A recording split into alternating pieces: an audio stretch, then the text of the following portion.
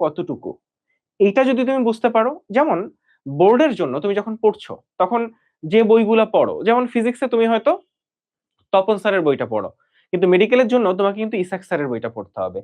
যেমন আর একটা ব্যাপার যে অনেকের ক্ষেত্রে ভাইয়া কয়টা বই পড়বো, অনেকের ক্ষেত্রে আর একটা ব্যাপার থাকে যে ভাইয়া আমি কয়টা বই পড়বো, ব্যাপারটা বুঝছো? হ্যাঁ, যে ভাইয়া আমি কি ৩টা বই পড়বো, ৪টা বই পড়বো, ৫টা বই পড়বো?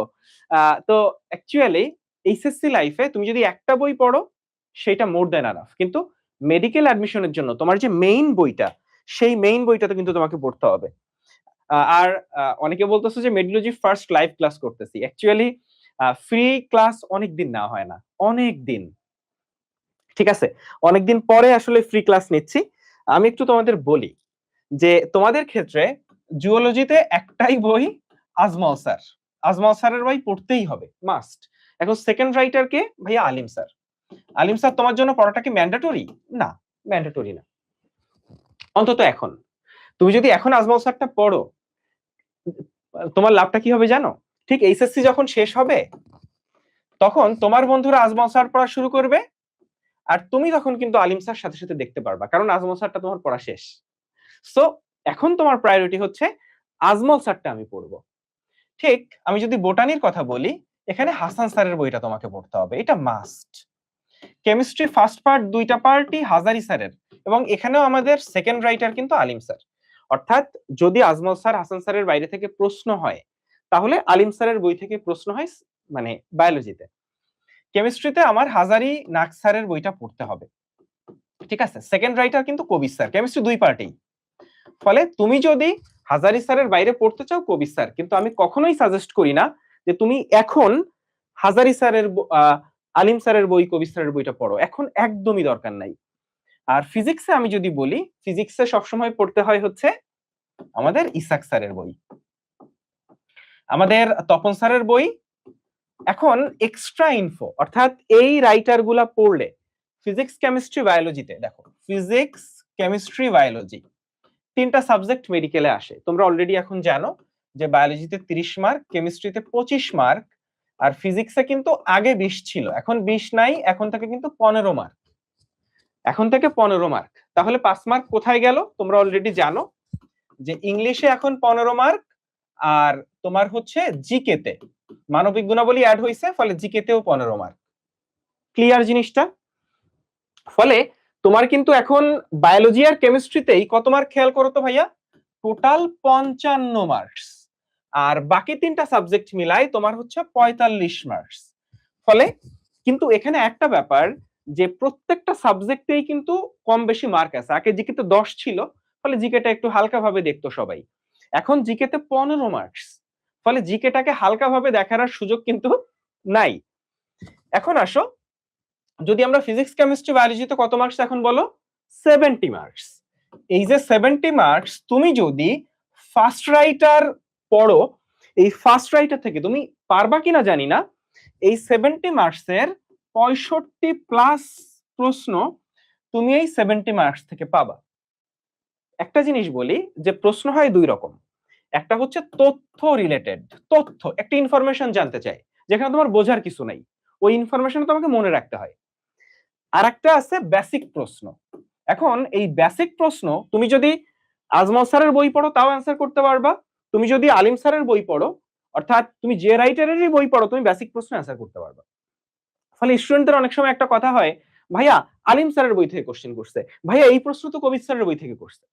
প্রশ্ন যদি বেসিক হয়, প্রশ্ন যদি বোঝার হয়, তোমার কনসেপ্ট ক্লিয়ার থাকলে যে বই হোক অ্যান্সার করতে পারবা। ফলে ওই কনসেপ্ট ক্লিয়ারের প্রশ্ন কোন বই থেকে করছে ডাজন্ট ম্যাটার, কিচ্ছু ম্যাটার করে না। ম্যাটার করে কোনটা? ইনফরমেশন। যদি এমন একটা ইনফরমেশন দিয়ে দেয় যেটা আলিম স্যারের বইতে আছে, আজমল স্যারের বইতে নাই, তখন তুমি অ্যাকচুয়ালি এই আলিম স্যারের বইটা না পড়লে সমস্যায় পড়বা। কিন্তু খেয়াল করো, এই যে 65 প্লাস বললাম, তো অ্যাকচুয়ালি 3 থেকে 4, খুব বেশি হইলে 3টা থেকে 4টা প্রশ্ন আসতে পারে এক্সট্রা রাইটার থেকে, এর বেশি আসবে না। সমস্যা কি? এই যে 3টা 4টা প্রশ্ন এখন বলে দিচ্ছি, কারণ ব্যাপারটা বলি যে এই এক্সট্রা রাইটারের উপর আমরা এক্সট্রা ক্লাস নিই, মানে প্রত্যেকটা চ্যাপ্টারের উপর আমাদের প্রি মেডিকেল যদি ভর্তি হও, প্রত্যেকটা চ্যাপ্টারের উপর এক্সট্রা ক্লাস পাবা। ঠিক আছে, আমাদের এক্সট্রা একটা বই আছে, সব আছে, আমরা সব করি, কিন্তু ফ্রাঙ্কলি স্পিকিং এই জিনিসগুলা তুমি পড়বা কি না এটা ডিপেন্ড করে এইটা শেষ হয়েছে কিনা তার উপর। এইটা শেষ না করে যে এইগুলা পড়তে যাবে। আর একটা ঝামেলা কি, ভাইয়া আমার বন্ধু টপার, আমার বন্ধু আলিম স্যার পড়ে, তাইলে ভাইয়া আমাকেও পড়তে হবে, এই একটা ধারণা আছে। ও তো আলিম স্যার পড়ে এত নাম্বার পায়, তুই কেন পাইস না? তাহলে আমিও আলিম স্যার পড়তে গেছি, ভাইয়া আমি তো এই রাইটারই পারি না। হ্যাঁ, আমি এই রাইটার পারি না, আমি আলিম স্যার পড়ে বেড়াচ্ছি, মানে তোমার একেবারে মানে সব শেষ, তুমি একবার সব শেষ করে দিয়ে আসছো। যারা মোটামুটি প্রিপারেশন আছে, মিডিওকর স্টুডেন্ট, তাদের জন্য তুমি খেয়াল করো এই 65-র ভিতরে তুমি যদি 60ও তুলতে পারো, তোমার ঢাকা মেডিকেলে চান্স পাওয়া সম্ভব, তোমার ডিএমসি তে চান্স পাওয়া সম্ভব, লিটারেলি। তুমি কি ব্যাপারটা বুঝতে পারছো? এইটি লাগে এইখানে 60 তুললা আর বাকি আছে 30, 30-এ 20 তুললে 80 চলে আসছে, 80 আসলে ডিএমসি তে হয়ে যাবে। 100-তে 100 কিন্তু মেডিকেলে পাওয়া লাগে না। মেডিকেলে যে 100টা প্রশ্ন আসে এর মধ্যে মিনিমাম 5টা প্রশ্ন থাকে, এই প্রশ্নগুলো এমন ভাবে করা হয় যে কেউ যেন না পারে। এবং প্রতি বছর তুমি মেডিকেল ভর্তি পরীক্ষার প্রশ্ন খুলে দেখবা যে ম্যাক্সিমাম প্রশ্ন সহজ, খুবই সহজ, 2-4টা প্রশ্ন আছে খুবই কঠিন। এখন এই 2-4টা প্রশ্ন দেখে মেডিকেল প্রশ্নকে জাজ করা যাবে না, এই প্রশ্নগুলো তোমাকে ছেড়ে দিতে হবে। এইটা আসলে মেডিকেল প্রশ্ন স্ট্যান্ডার্ড বুঝায় না, ঠিক আছে? 2-4টা প্রশ্ন কঠিন থাকবেই। ফলে এই যে 5টা প্রশ্ন, মানে তুমি মনে করবা যে তুমি পরীক্ষা দিচ্ছ 95-এর মধ্যে। এই জন্য তুমি খেয়াল করবা যে কোচিং এ বা বিভিন্ন জায়গায় দেখবে যে 100-তে 100 ফাটায় পায়, কিন্তু মেডিকেল ভর্তি পরীক্ষায় তুমি কখনো শুনছো যে কেউ 95 পাইছে? তুমি কখনোই শুনবা না যে মেডিকেল ভর্তি পরীক্ষায় 95 পাইছে। আমি কি বুঝাইতে পারছি? তুমি কখনোই এটা শুনবা না। এই জন্য তোমার মনে রাখতে হবে যে একেবারে কমন প্রশ্ন, বেসিক প্রশ্ন আমরা যা ক্লাসে পড়াই, যেমন আমি বলি যে প্রি মেডিকেলে আমরা 110টা ক্লাস নিব, আল্লাহর রহমতে এই 110টা ক্লাসের মধ্যে ধর এই 5টা প্রশ্ন কমন বাঁধবে না, এটা আগে ধরে নিতে হবে। তাইলে এই 5টা প্রশ্ন কোনো বাংলাদেশের কোনো টিচার কমন বাঁধাইতে পারবে না, মানে এটা ইম্পসিবল। তাই যদি হইতো তাইলে দেখবি যে গত কয়েক বছরে কেউ 95 পায় নাই। কেন পায় নাই? কারণ ওই 5টা প্রশ্ন কেউ কমন বাঁধাইতে পারে না। ফলে 90 প্লাস আল্লাহর রহমতে আমরা 110টা ক্লাস নিব, মানে 90 প্লাস কমন বাঁধবেই বাঁধবে, ঠিক আছে? এখন ভাইয়া তাইলে তো আমাদের সবারই ঢাকা মেডিকেলে চান্স পেয়ে যাওয়া উচিত, পায় না কেন? কমন বাঁধা এক জিনিস আর পরীক্ষায় লিখে আসতে পারা এক জিনিস, দুটা কিন্তু ডিফারেন্ট। ভাই আমি তো বলতেই পারি যে আমি সব কমন বাঁধাই দিছি, কিন্তু আমার স্টুডেন্ট লিখে আসতে পারছে কিনা সেটা তো আসলে ইম্পর্টেন্ট নাকি? এর জন্য আমরা যেটা করি সেটা হচ্ছে বারবার রিভিশন দেওয়াই বা প্রচুর এক্সাম নিই। তো আমরা আমাদের আনলিমিটেড এক্সাম ফিচার আছে ওয়েবসাইটে, তোমরা জানো কিনা? যে যেকোনো একটা টপিক অধ্যায়ে ঢুকে, মানে ধরো বায়োলজি ফার্স্ট পেপার, তারপর তুমি কোষ রসায়নে ঢুকলা, সেখানে ঢুকে তুমি প্রশ্ন সিলেক্ট করতে পারো যে কোষ রসায়নের উপর এক্সাম দিবা, 50টা কোশ্চেন সিলেক্ট করলা, তারপর 50টা কোশ্চেন আসবে, মনে হলো আরেকটা এক্সাম দিবা, আরো নতুন আরেকটা 50টা কোশ্চেন আসবে, এরকম আনলিমিটেড এক্সাম ফিচার আছে। এর বাইরে প্রি মেডিকেলেই তোমরা আরেকটা চমৎকার ফিচার পাবা, সেটা হচ্ছে প্রত্যেকটা অধ্যায়ের প্রত্যেকটা টপিকের উপর নির্দিষ্ট প্রশ্ন, এবং সেই প্রশ্নগুলো হচ্ছে বোর্ডে আসা প্রশ্ন, অনুশীলনীর প্রশ্ন, মেডিকেল ডেন্টালে আসা প্রশ্ন এবং ইম্পর্টেন্ট কিছু প্র্যাকটিস প্রশ্ন। ধরো কোষ রসায়ন, তারপর এখানে আমি ধরো নিশ্চয় 10টা টপিক আছে, প্রত্যেকটা টপিক আসবে, তুমি টপিক সিলেক্ট করবা, দেখবা যে এই টপিকের উপর 80টা কোশ্চেন আছে, এই টপিকের উপর 100টা কোশ্চেন আছে, এই টপিকের উপর 70টা কোশ্চেন আসছে। তুমি একটা অধ্যায় পড়বা, ওই টপিকটা শেষ করবা, তারপরে 80টা কোশ্চেন প্র্যাকটিস করে ফেলবা। এই সুযোগ তুমি এসএসসির পরে পাবা না। এসএসসির পরে এই কোষ রসায়ন ক্লাসটা হবে একদিনে, মাঝখানে একদিন সময় পাবা, তারপরে পরীক্ষা। আর প্রি মেডিকেলে বা আমরা এখন এই কোষ রসায়নের উপর মিনিমাম 3টা ক্লাস নিব, মিনিমাম 4টাও হইতে পারে। ফলে এখন তুমি এই সুযোগটা পাবা। ফলে তোমার কাজ কি, তুমি যখন একটা ক্লাস করবা, ক্লাস করে মানে একটা টপিক পড়ার পরে ওই টপিকে ঢুকে ওই 80টা প্রশ্নের অ্যান্সার করবা।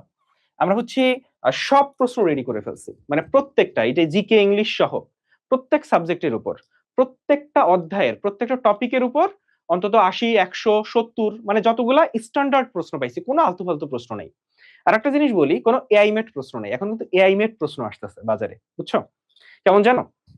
একটা পেজ যদি তুমি তুলে দাও, আবারও বলি, একটা পেজ যদি তুমি তুলে দাও, একটা পেজ তুলে দিলে ওখান থেকে এআই 30টা কোশ্চেন দিয়ে দেয়। তো এখন অনেকে করতেছে কি, এই যে এরকম বই তুলে দিচ্ছে, সেখান থেকে 3000 কোশ্চেন এআই বানায় দিচ্ছে, তারপর সেটা দিয়ে বই সাইডে বাজারে ছেড়ে দিচ্ছে। তো এআই মেড কোশ্চেন গুলা খুবই ফালতু প্রশ্ন, প্রচুর ফালতু প্রশ্ন আছে সেখানে। ফলে এটা একটু খেয়াল রাখো যে এআই মেড প্রশ্ন যেন তুমি প্র্যাকটিস না করো। ঠিক আছে, এটা কিন্তু খুবই বাজে একটা এক্সাম্পল হয়ে যাচ্ছে, কারণ মেডিকেল অ্যাডমিশনের যে কোশ্চেন আসে সেটার তো একটা প্যাটার্ন আছে যে এক ধরনের কোশ্চেন আসে। এআই মেড প্রশ্ন তো ফালতু প্রশ্ন। এআই কি ওই লেভেলের ইন্টেলিজেন্সে গেছে যে এখন মেডিকেল অ্যাডমিশন রিলেটেড কোশ্চেন দিবে? ফলে এইখানে আল্লাহর রহমতে তুমি একেবারে মেডিকেল স্ট্যান্ডার্ড প্রশ্নগুলো পাবা। আচ্ছা ঠিক আছে, যেটা বলতেছিলাম সেটা হচ্ছে মেইন কথা, একটা বই পড়বা, একটা বই। এই একটা বই তোমার টার্গেট হবে ভাইয়া এই 6টা বই, এই 6টা বই, এই 6টা পেপার এইচএসসির আগে একটু বইগুলা রিডিং পড়ে ফেলা। একটু বলি যে বায়োলজির ক্ষেত্রে সবগুলো লাইন পড়তে হয়, দাগানো সব লাইন পড়তে হয়। এখানে কিন্তু যে কোনো লাইন থেকে প্রশ্ন হইতে পারে ফ্র্যাঙ্কলি স্পিকিং। কিন্তু এই কেমিস্ট্রি ফিজিক্সে কিন্তু তোমাকে কনসেপ্ট ক্লিয়ার থাকতে হবে। তুমি যদি কনসেপ্ট না বুঝো ভাইয়া, তুমি যতই পড়ো, পড়ে পড়ে মুখস্থ করে বসো, পড়লাম সারাদিন পড়বা, তুমি আনসার করতে পারবা না, তুমি পরীক্ষা ভালো করতে পারবা না, ডিপ্রেসড হয়ে যাবা। ফলে এই দুইটা সাবজেক্টে তোমাকে বুঝতে হবে যে তুমি কি পড়তেছো, তোমাকে কোশ্চেন সলভ করা শিখতে হবে। এবং এই ফিজিক্স এবং কেমিস্ট্রিতে আমি আবার বলি, যে স্টুডেন্ট কোশ্চেন সলভ করবে না সে মেডিকেলে চান্স পাবে না। এবং আজকে যারা আসো, যারা এই ফিজিক্স এবং কেমিস্ট্রিতে মেডিকেল স্ট্যান্ডার্ড কোশ্চেন, কয়েক হাজার মেডিকেল স্ট্যান্ডার্ড কোশ্চেন এই দুইটা সাবজেক্টে শেষ করে যেতে পারবা এইচএসসির আগে, সে মেডিকেলে চান্স পাবা। মেডিকেলে চান্স পাবা পাবা পাবা। যে হাজারি স্যার এবং কেমিস্ট্রি মানে ফিজিক্স এবং কেমিস্ট্রি প্রত্যেকটা অধ্যায়ের উপর 200-400 প্রশ্ন 500 প্রশ্ন সলভ করবে বুঝে বুঝে, সে মেডিকেলে চান্স পাবেই, গ্যারান্টেড। আমি কি বুঝাইতে পারছি? আচ্ছা, আর একটা জিনিস বলি যে আমরা কিন্তু টানা 5টা ক্লাস নিচ্ছি, আমরা 5 জন টিচার ক্লাস নিব। আজকে আমি নিচ্ছি, কালকে জীবন ভাইয়া নিবে, তারপরের দিন জিৎ ভাইয়া নিবে, তারপরের দিন নিশাত আপু নিবে, তারপরের দিন মিম আপু নিবে। এবং আমরা 5 জন টিচার গোল্ডিগার্স এই যে 110টা ক্লাস নিব, 10টা মিনিমাম 95টা ক্লাস নিব। মানে যেটা বলছি যে 90% বা তার বেশি ক্লাস আমরা নিব। ফলে ব্যাপারটা কি, অন্য একটা প্ল্যাটফর্মে তুমি যাও, যে প্ল্যাটফর্মে অনেক টিচার, তোমার হয়তো খুব প্রিয় একজন টিচার আছে, কিন্তু ওই টিচার অল্প কয়েকটা ক্লাস নিবে, এর বাইরের অন্য ক্লাসগুলা কিন্তু ওই টিচার নাও নিতে পারে। আমি কি ব্যাপারটা বুঝাইতে পারছি? অফলাইনেও একই প্রবলেমে তুমি পড়বা। কিন্তু মেডিলজির ব্যাপারটা এরকম যে মেডিলজির আমরা কয়েকজন যাদেরকে তোমরা পছন্দ করো, আমরাই সব ক্লাস নিই। ফলে এই একটা ব্যাপার। আরেকটা ব্যাপার, তোমরা একটু এখন মেডিলজি ওয়েবসাইটে যেয়ে দেখো যে 26 ব্যাচের যে কোর্স বা 25 সেকেন্ড টাইমের কোর্সের ফি হচ্ছে 5,490 টাকা, সেখানে বাচ্চারা ভর্তি হচ্ছে, বুঝছো? আর 27 ব্যাচের ফিও এট দিস মোমেন্ট মানে 8 আগস্ট পর্যন্ত 5,490 টাকা। কিন্তু তাহলে পার্থক্য কি? পার্থক্য হচ্ছে যখন এইচএসসির পরে 27 একটা কোর্স আসবে না, মেডিকেল অ্যাডমিশন কোর্স আসবে, মানে ঠিক 1 বছর পরে, সেইটার ফি হবে 5,490 টাকা। কিন্তু ওইটা তোমাকে 1 টাকাও দিতে হবে না, কারণ তুমি এই প্রি মেডিকেলে 1 বছর পড়বা, আবার এইচএসসির পরে ওই কোর্সটাও তুমি ফ্রি পাবা। ঠিক আছে, এই প্রি মেডিকেলের এই কোর্সটাতে ভর্তি হইলে। এবং আমরা সহজ ভাষায় বলি ভাই, প্রি মেডিকেলে আমাদের কোর্স থেকে গত বছর ফার্স্ট হইছে শান্ত। শান্তর ভিডিও আছে ইউটিউব চ্যানেলে, মেডিলজি ইউটিউব চ্যানেলে ভিডিও আছে, যে শান্ত সেখানে বলছে যে আমাদের প্রি মেডিকেলে সে ক্লাস করছে। ঠিক আছে, আর 7th আর 9th মাজেদুল, আর 9th হচ্ছে আমাদের সেরা 10-এ 8 জন, কিন্তু সবাই তো আর ফুল কোর্সে ছিল না, হয়তো 2 জন এক্সাম ব্যাচে ছিল, 2 জন এইচএসসির পরের ফাইনাল মেডিকেল কোর্সে ছিল। প্রি মেডিকেলে সেরা 10-এর 3 জন ছিল, 7th মাজেদুল ছিল আর 9th দীপন ছিল। দীপন কিন্তু আমাদের মেন্টরও, মানে দীপনকে তোমরা নিজেরা পাবা। ঠিক এর আগের বছর 13তম হয়েছিল রোহান। রোহান কিন্তু তোমাদের কোশ্চেন প্যানেলে আছে, তোমাদের কোশ্চেনের দায়িত্বে রোহান ভাইয়া আছে। মানে এই মানুষগুলা যে জাতীয় মেধায় 7ম হওয়া, 9ম হওয়া, 13তম হওয়া, তারা তোমাদের সাথে কানেক্টেড থাকবে, তাদের থেকে তুমি পরামর্শ নিতে পারবা যদি আমাদের প্রি মেডিকেলে যুক্ত হও। আচ্ছা, আর উইকে ভাইয়া কয়টা ক্লাস নিবেন? উইকে 3টা ক্লাস হবে, এবং ক্লাসগুলা হবে সন্ধ্যা 7:30-এ। সপ্তাহে ক্লাস হবে 3টা, ক্লাসগুলো হবে সন্ধ্যা 7:30-এ। ঠিক আছে, আর ক্লাসগুলোর ডিউরেশন এভারেজে 2 ঘন্টা ভাইয়া। এখন ভাইয়া বলতে পারো ভাই একটু 1.5 ঘন্টা নিলে ভালো হইতো। ভাই এইটা হবে না এই জন্য যে আমাকে শেষ করার দায়িত্ব নিতে হবে, যে যারা আমাদের সাথে শেষ করবে আল্লাহর রহমতে তারা চান্স পাওয়ার মতো অবস্থায় চলে যাবে। এইচএসসির পরে সে যদি ফাঁকি না দেয় ইনশাআল্লাহ সে চান্স পাবে। এটা হচ্ছে সহজ ভাষায়। আচ্ছা, আমরা আসলে ক্লাস করব, এর বাইরে কোনো কোশ্চেন থাকলে আমরা ক্লাস শেষে অ্যান্সার করব, ঠিক আছে? আর একটু বলি, কোর্স সেশনে আমরা 3টা পার্টে ক্লাসটা নিতাম, কিন্তু আমরা তো 5 জন টিচার, যেহেতু 5 দিনে 5টা ক্লাস নিতে হচ্ছে, ফলে আমি হয়তো ফার্স্ট পার্ট আজকে করাচ্ছি। এখন কোর্স শাসন ক্লাসটা যদি কেউ করতে চাও, প্রি মেডিকেলের গুলো একটু বেশি ডিটেইলড, কিন্তু স্টিল মেডিকেল অ্যাডমিশনের ক্লাস আছে। আমি ইউটিউব চ্যানেলে, মেডিওলজি ইউটিউব চ্যানেলে কিন্তু কোর্স শাসন লিখে সার্চ দিলে তুমি ক্লাস পেয়ে যাবে, ফুল ক্লাসই আছে আমার। হ্যাঁ, তো আজকে হচ্ছে আমরা ফার্স্ট ক্লাসটা করব। চলো শুরু করি, দেরি হয়ে যাচ্ছে, আমরা এখন ক্লাস শুরু করি। আসো। তো শোনো, মেডিকেলে সব অধ্যায় থেকে কিন্তু একই রকম প্রশ্ন হয় না, বুঝছো? সব অধ্যায় থেকে একই রকম প্রশ্ন হয় না, এক একটা অধ্যায় থেকে প্রশ্নের প্যাটার্ন একরকম। এটা কিভাবে বোঝা যায় ভাইয়া? মেডিকেল অ্যাডমিশনের তুমি বিগত 10 বছরে মেডিকেল এবং ডেন্টালে কি কি প্রশ্ন আসছে ওটা যদি তুমি দেখো। আর একটা চমৎকার সিক্রেট আছে, সেটা কি জানো? তুমি যখন একটা টপিক পড়ছো, ধরো কার্বোহাইড্রেট পড়া শুরু করছো, তুমি আগে দেখে নিবা মেডিকেল ডেন্টালে কার্বোহাইড্রেট থেকে এর আগে কি কি প্রশ্ন আসছে। মেডিকেল ডেন্টালে কার্বোহাইড্রেট থেকে এর আগে কি কি প্রশ্ন আসছে, এটা যদি তুমি দেখো না, তুমি বুঝে যাবা যে প্রশ্ন কেমনে হয়, কি কি প্রশ্ন হয়। এবং সেইভাবে যদি তুমি পড়ো, যে অনুরূপ প্রশ্নগুলো যদি তুমি আত্মস্থ করে ফেলতে পারো, তাইলে তুমি মেডিকেলে চান্স পাবা। আর এটা যদি না বুঝো, তার জন্যই হচ্ছে আমরা আসলে গোছাই দিই, তোমাকে বুঝাই দিই যে কোন জায়গাগুলো থেকে প্রশ্ন হইতে পারে, কিভাবে পড়বা। সেইটা হচ্ছে আমাদের প্রি মেডিকেলের যে দায়িত্ব বা প্রি মেডিকেলের যে রেসপন্সিবিলিটি, সেইটা। ঠিক আছে? আচ্ছা, প্রি মেডিকেলের ক্লাস আজকে থেকে শুরু না, প্রি মেডিকেলের ক্লাস শুরু হচ্ছে, আচ্ছা একটা মিনিট, প্রি মেডিকেলের ক্লাস আজকে থেকে শুরু না, প্রি মেডিকেলের ক্লাস শুরু হচ্ছে 8 তারিখ থেকে। 5 তারিখ ওরিয়েন্টেশন এবং 8 আগস্ট থেকে ক্লাস শুরু। এবং এইচএসসির যে যখন হবে তার 1 মাস আগে ক্লাস শেষ হবে। সপ্তাহে 3টা করে ক্লাস, আমরা খুব স্মুথলি যাব এবং ক্লাসেই তোমার পড়া হয়ে যাবে। মানে সহজ ভাষায় বলি, আজকে ক্লাসে আমরা যা পড়াচ্ছি, যদি তোমার মনে হয় যে আমার ধরো তুমি আগে পড়ো নাই, ডাজন্ট ম্যাটার, আজকে ক্লাসের পর যদি তোমার মনে হয় যে ক্লাসেই ম্যাক্সিমাম পড়া হয়ে যাচ্ছে, তাইলে তো তুমি বুঝবা যে তোমার বেশি প্যারা খাওয়া লাগবে না। আর একাডেমিকে হেল্প হচ্ছে কিনা সেটা ক্লাস করলেই বুঝতে পারবা। আসো, এই অধ্যায়ে বৈশিষ্ট্য ধর্ম, কাজ, ব্যবহার, শখ, এই শখে একটা স্টার দিছি, কারণ শখ থেকেই ম্যাক্সিমাম প্রশ্ন আসে এই অধ্যায়ের। উদাহরণ, শ্রেণী বিভাগ আর বোল্ড লাইন, মানে আমার বোল্ড লাইন না, সারি বোল্ড করে দিছে কিছু লাইন, এইগুলা পড়লেই এই অধ্যায়ের সব প্রশ্ন কমন আসে, সব। বুঝলা? চলো আমরা শুরু করি অধ্যায়টা। আচ্ছা, এই পেজটা মুছে দিতে হবে। আচ্ছা, একটু চলে আসো, একটা জিনিস তোমারে দেখাই। তো আমরা ভাত খাই না, ভাত হচ্ছে কার্বোহাইড্রেট, বা রুটি খাই, এটা কার্বোহাইড্রেট। এটা ভেঙে গ্লুকোজ পরিণত হয়। এটা ভেঙে কিসে পরিণত হয় ভাই? গ্লুকোজে। এটা কিন্তু ক্ষুদ্রাঞ্চে পরিণত হয়, তাই না? তোমরা 3 নাম্বার অধ্যায় পরিপাক ও শোষণ পড়ছো। আচ্ছা, আমরা যে প্রোটিন জাতীয় খাবার খাই, যে মাছ খাই, মাংস খাই, এইগুলো অ্যামিনো অ্যাসিডে কনভার্ট হয়। আবার আমরা যে লিপিড খাই, যেমন এই ভাতের মানে রান্না করতে তেল ইউজ করে না, এই তেলটা হচ্ছে লিপিড। এটা ফ্যাটি অ্যাসিড গ্লিসারলে কনভার্ট হয়। এরপরে এই যে খাবারগুলা, এই খাবারগুলো ভেঙে শক্তি তৈরি হয়। কি বলছি? এই যে খাবারগুলা, এই খাবারগুলা ভেঙে হচ্ছে শক্তি তৈরি হয়। আমি কি বুঝাইতে পারছি জিনিসটা? তাহলে এই খাবারগুলা থেকে glucose, amino acid, fatty acid, glycerol হয়, আর সেগুলা থেকে শক্তি তৈরি হয়। এইগুলা কই হয় বলতো? এগুলা হয় কোষের মধ্যে। আর কোষের মধ্যে এই যে ঘটনাগুলা ঘটে, এইটাকেই বলে হচ্ছে কোষ রসায়ন। তো স্বাভাবিকভাবেই কোষ রসায়ন আমরা এগুলো পড়ার কথা ছিল, কিন্তু এগুলো আমরা পড়ি হচ্ছে 9 নাম্বার অধ্যায়ে, উদ্ভিদ শারীর তত্ত্বে। আমরা তাহলে এই অধ্যায়ে কি পড়ি? আমরা আসলে এই অধ্যায়ে এই কার্বোহাইড্রেট, প্রোটিন, লিপিড এগুলো সম্পর্কে ডিটেইলসে পড়ি। তাইলে আমরা এই অধ্যায়ে হচ্ছে কার্বোহাইড্রেট, প্রোটিন, লিপিড সম্পর্কে ভাইয়া ডিটেইলসে পড়ি। ঠিক আছে?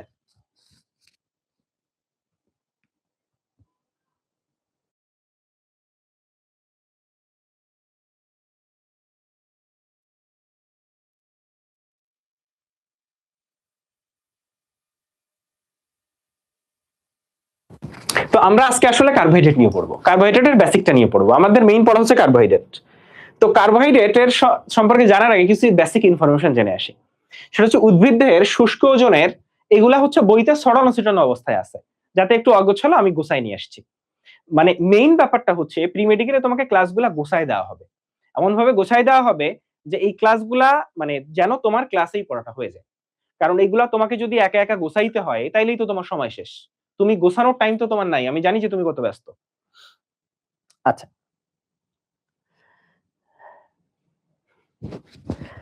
আচ্ছা, কোর্সে কি কি বই থাকবে এটা আগামীকাল জীবন ভাইয়া দেখাই দিবে। মানে বইগুলো আজকে রাত্রে পৌঁছাচ্ছে, আমরা আগামীকাল জীবন ভাইয়া দেখাই দিবে। কিন্তু তোমার যা বই দরকার সবই থাকবে, মানে যে কয়টা বই দরকার সবগুলা বই তোমার থাকবে।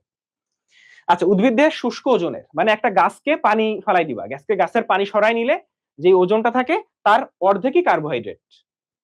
আচ্ছা, তো উদ্ভিদ দেহের প্রোটোপ্লাজমের, আচ্ছা প্রোটোপ্লাজম মানে কি? একটা কোষের যে জীবিত অংশ সেটা হচ্ছে প্রোটোপ্লাজম। বা কোষের আবার মৃত অংশ কি? কোষের ভিতরে এই যে খাবার দাবার থাকে না, যে কার্বোহাইড্রেট, প্রোটিন, লিপিড থাকে। আবার কোষের যে কোষ প্রাচীর থাকে এগুলা কিন্তু কোষের মৃত অংশ। তাইলে কোষের যে প্রোটোপ্লাজম এটা হচ্ছে একটা কোষের জীবিত অংশ। কোষের গঠন অধ্যায়ে পড়ছো। প্রোটোপ্লাজমেরই 60 থেকে 90 ভাগ পানি। এটা গেল। এরপরে আসো, জীবনে অত্যাবশ্যকীয় এলিমেন্ট 92টা। জীবনে অত্যাবশ্যকীয় যদি জীবনে বলে তখন সেটা 92টা। কিন্তু যদি বলে যে উদ্ভিদের অত্যাবশ্যকীয় এলিমেন্ট বা উপাদান কয়টা, সেটা 17টা। এখন এটা তুমি কই পড়ছো ভাইয়া? উদ্ভিদ শারীরতত্ত্ব অধ্যায়ে পড়ছো। ওই যে ম্যাক্রোমৌল, মাইক্রোমৌল, ম্যাক্রোমৌল 9টা, মাইক্রোমৌল 8টা পড়ছো না? আচ্ছা, তাইলে এইটা হচ্ছে উদ্ভিদের অত্যাবশ্যকীয় উপাদান। আর যদি জীবনে অত্যাবশ্যকীয় এলিমেন্ট বলে তাইলে 92টা। আরেকটা জিনিস, যে জৈব উপাদান সৃষ্টিতে মৌল কয়টা লাগে সেটাও তুমি 17টা বলবা। আচ্ছা ঠিক আছে, B9 মানে বোটানি 9 নাম্বার অধ্যায়ে পড়ছো, ওইটা লিখছি। হ্যাঁ, তো আসো আমরা একটু কার্বোহাইড্রেট জিনিসটা কি দেখি। আমরা বইতে যাব, একটু বলি যে আমাদের পড়ার প্যাটার্ন হবে যে আমরা এখান থেকে নোট দেখে তারপর আবার বইতে যাব, আবার নোট দেখবো, আবার বইতে যাব, মানে বইয়ের সাথে রিলেট করে পড়াবো। কারণ দিন শেষে মূল বইটাই তোমাকে চান্স পাওয়াবে। এই নোটটা হচ্ছে বইয়ের পড়াটা গুছায় দেওয়া তোমাকে, যাতে তোমার নিজের প্যারা না খাইতে হয়। কারণ কারণ তোমার অত সময় নেই। আর 2 নাম্বার হচ্ছে বইটা দেখে পড়ানো কেন, কারণ বই না পড়লে তুমি মেডিকেলে চান্স পাবা না। বুক এই কোর্সের সাথে ইনক্লুডেড কিনা, বুকের জন্য 1999 টাকা অ্যাড হবে, এখানে 11টা বই আছে। হ্যাঁ, এবং বইয়ের ক্ষেত্রে তুমি বুঝতেই পারতেছো 11টা বই 1999 টাকা, মানে হচ্ছে এই বইটায় আমরা শুধুমাত্র বইয়ের যে খরচটা সেইটা নিই। ঠিক আছে? আচ্ছা, তাহলে কার্বোহাইড্রেটের সংজ্ঞা ছিল কার্বন, হাইড্রোজেন, অক্সিজেন।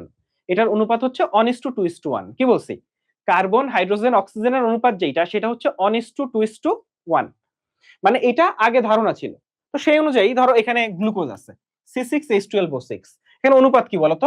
1:2:1 না? মানে কার্বন 6টা, হাইড্রোজেন 12টা, ডাবল, আর অক্সিজেন 6টা, তাহলে 1:2:1। তাহলে সেই অনুযায়ী এটা একটা কার্বোহাইড্রেট। আবার দেখো এটা হচ্ছে কি, ফর্মালডিহাইড, জৈব যৌগ পড়ছো না? HCHO, এখানে কার্বন একটা, হাইড্রোজেন 2টা, অক্সিজেন একটা, তাহলে সেই হিসেবে এটারও কার্বোহাইড্রেট হওয়ার কথা। কিন্তু ফর্মালডিহাইড কিন্তু কার্বোহাইড্রেট না। আবার এটা তো তোমরা চিনো, অ্যাসিটিক অ্যাসিড। এখানে দেখো কার্বন আছে 2টা, কার্বন আছে 2টা, হ্যাঁ, হাইড্রোজেন আছে 4টা, আর অক্সিজেন আছে 2টা, তাহলে এটাও কি অনুপাত? 1:2:1 না? কিন্তু অ্যাসিটিক অ্যাসিডও কিন্তু কার্বোহাইড্রেট না। আবার এই যে অ্যাসিডটা, এই অ্যাসিডটার নাম জানো? জৈব যৌগ পড়লে জানার কথা, এটা হচ্ছে ল্যাকটিক অ্যাসিড। এই ল্যাকটিক অ্যাসিড আলোক সক্রিয় যে জৈব যৌগগুলো আছে, জৈব যৌগ পড়ছো তোমরা, আলোক সক্রিয় যৌগগুলোর মধ্যে মনে হয় সবচেয়ে বিখ্যাত হচ্ছে এই ল্যাকটিক অ্যাসিড। দেখো এই ল্যাকটিক অ্যাসিডের এই কার্বন একটা কাইরাল কেন্দ্র, এবং 4 হাতে 4 রকম জিনিস, ফলে ল্যাকটিক অ্যাসিড, যাক ওইদিকে না যাই। তো ল্যাকটিক অ্যাসিডের ক্ষেত্রে তুমি যদি একটু দেখো, এখানে কার্বন আছে 3টা, হাইড্রোজেন আছে 6টা, অক্সিজেন আছে 3টা, তাহলে অনুপাত কি আবারও 1:2:1 না? কিন্তু ল্যাকটিক অ্যাসিডও কিন্তু কার্বোহাইড্রেট না। তাহলে কার্বোহাইড্রেটের এই যে সংজ্ঞাটা ফার্স্টে দেওয়া হয়েছিল, এটা কি ঠিক? এই সংজ্ঞাটা আসলে ভুল। তাহলে আসল সংজ্ঞা কি? আসল সংজ্ঞা হচ্ছে এরা হচ্ছে পলিহাইড্রক্সি অ্যালডিহাইড। ভাইয়া পলিহাইড্রক্সি কি? হাইড্রক্সি মানে হচ্ছে ওইস গ্রুপ। হাইড্রক্সি মানে কি ভাইয়া? ওইস গ্রুপ। বা পলি, পলি মানে একাধিক, মানে একটা কার্বোহাইড্রেট হইতে গেলে সেখানে একটার বেশি ওইস থাকতে হবে, একাধিক ওএইচ থাকতে হবে। আর অ্যালডিহাইড বা কিটোন, এখন অ্যালডিহাইড তো তোমরা চিনো, অ্যালডিহাইড হচ্ছে এই যে ধরো CHO, এটা অ্যালডিহাইড গ্রুপ হচ্ছে CHO, আর কিটোন হচ্ছে এরকম হয়, অ্যালডিহাইড হচ্ছে CHO আর কিটোন হচ্ছে C ডাবল বন্ড। ঠিক আছে, এরকম হয় C ডাবল বন্ড। এখানে একটু আমি বলি, এটা কিন্তু ইয়া করি নাই, কার্বনের কিন্তু হাত 4টা, এটা সমতা করতে হয়, ওটা করি নাই। তো এটা হচ্ছে আমার কিটোন, আর এটা হচ্ছে আমার অ্যালডিহাইড। হয় অ্যালডিহাইড হবে, নাইলে কিটোন থাকবে, মানে এই গ্রুপ থাকবে নাইলে এই গ্রুপ থাকবে। আর সাথে সাথে একাধিক ওইস থাকবে, একাধিক, একটা থাকলে হবে না।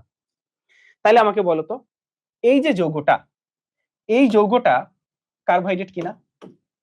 CH3CH CHO, এটা কার্বোহাইড্রেট কিনা? কেউ বলতে পারবে? এটা বলতে থাকো যে এই যৌগটা কার্বোহাইড্রেট কিনা। এখন চলে আসো, এই যে যৌগটা, এইটা কার্বোহাইড্রেট কিনা? হ্যাঁ, এইটা ভাইয়া কার্বোহাইড্রেট, কারণ দেখো 1টা 2টা 3টা ওইস আছে আর একটা সিএইচও গ্রুপ আছে। আচ্ছা, এখানে সিএইচও না হয়ে একটা সিও থাকতে পারতো, মানে সি ডাবল বন্ড ও কিন্তু থাকতে পারতো। বোঝা গেল? মানে এখানে একটা সিএইচও থাকতে পারতো, আবার সি ডাবল বন্ড ও কিন্তু থাকতে পারতো। মানে কি থাকতে পারতো সেটা পরের ব্যাপার, কিন্তু মেইন ব্যাপার হচ্ছে এইটা। এখন চলে আসো তাইলে পলিহাইড্রক্সি অ্যালডিহাইড বা পলিহাইড্রক্সি কিটোন বা এদের উদ্ভূত যৌগ মানে কি?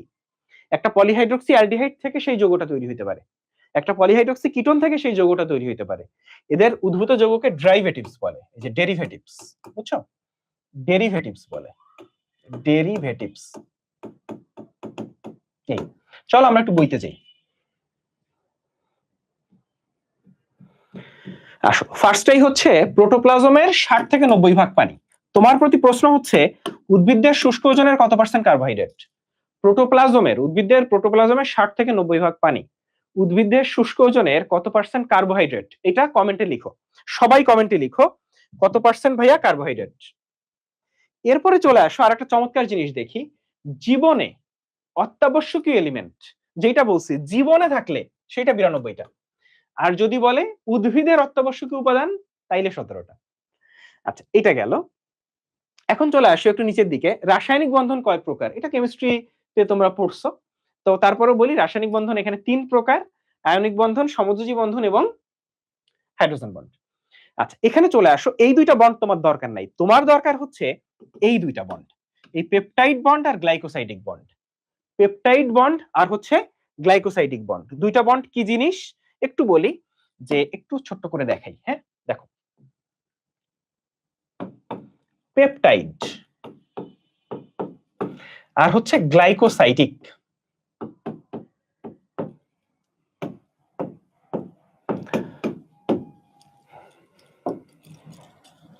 এই যে পেপটাইড বন্ড, এখানে অ্যামিনো অ্যাসিড গুলো যুক্ত হয়। ধরো এই একটা অ্যামিনো অ্যাসিড, তার সাথে আরেকটা অ্যামিনো অ্যাসিড যুক্ত হলো, তার সাথে আরেকটা অ্যামিনো অ্যাসিড যুক্ত হলো, তার সাথে আরো একটা অ্যামিনো অ্যাসিড যুক্ত হলো, অনেক অ্যামিনো অ্যাসিড যুক্ত, 100টার বেশি নরমালি। তো এই অ্যামিনো অ্যাসিড গুলো যুক্ত হয়ে একটা প্রোটিন তৈরি করে। তো দুইটা অ্যামিনো অ্যাসিডের মধ্যে এখানে যে বন্ধন দেখা যায় এইটাকে বলে পেপটাইড বন্ড। তাইলে ভাইয়া দুইটা অ্যামিনো অ্যাসিডের মধ্যে যে বন্ধন সেটা হচ্ছে পেপটাইড বন্ড। তাহলে পেপটাইড বন্ডে কি তৈরি হয়? কি তৈরি হয় বলতো?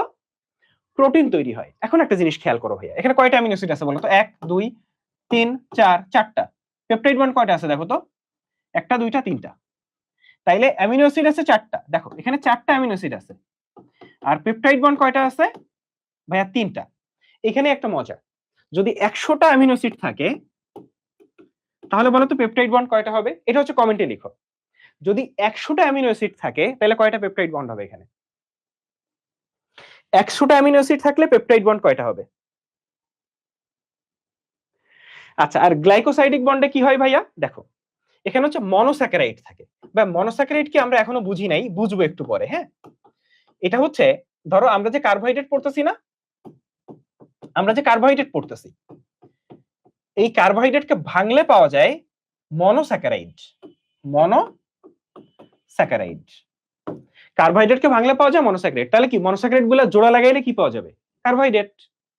তাহলে দেখো মনোস্যাকারাইড এমএস দিয়ে লিখলাম, মনোস্যাকারাইড। ধরো একটা মনোস্যাকারাইড, আরেকটা মনোস্যাকারাইড, আরেকটা মনোস্যাকারাইড, আরেকটা মনোস্যাকারাইড, এগুলা থেকে তৈরি হয় কার্বোহাইড্রেট। তাহলে মনোস্যাকারাইড গুলা জোড়া লাগলে তৈরি হয় কার্বোহাইড্রেট। এখন তোমার প্রতি একটা কোশ্চেন আছে, তাহলে এইখানে যে বন্ড, এই বন্ডের নাম কি? Glycosidic bond. Glycosidic bond. কেউ কি আমাকে বলতে পারবা, এনিওয়ান, কেউ কি কমেন্টে বলতে পারবা যে এই যে পেপটাইড বন্ড আর গ্লাইকোসাইডিক বন্ড, দুইটা বন্ডে একটা কমন মিল আছে? কি মিল আছে? পেপটাইড বন্ড আর গ্লাইকোসাইডিক বন্ড দুইটা বন্ডেরই একটা মিল আছে, মিলটা কি?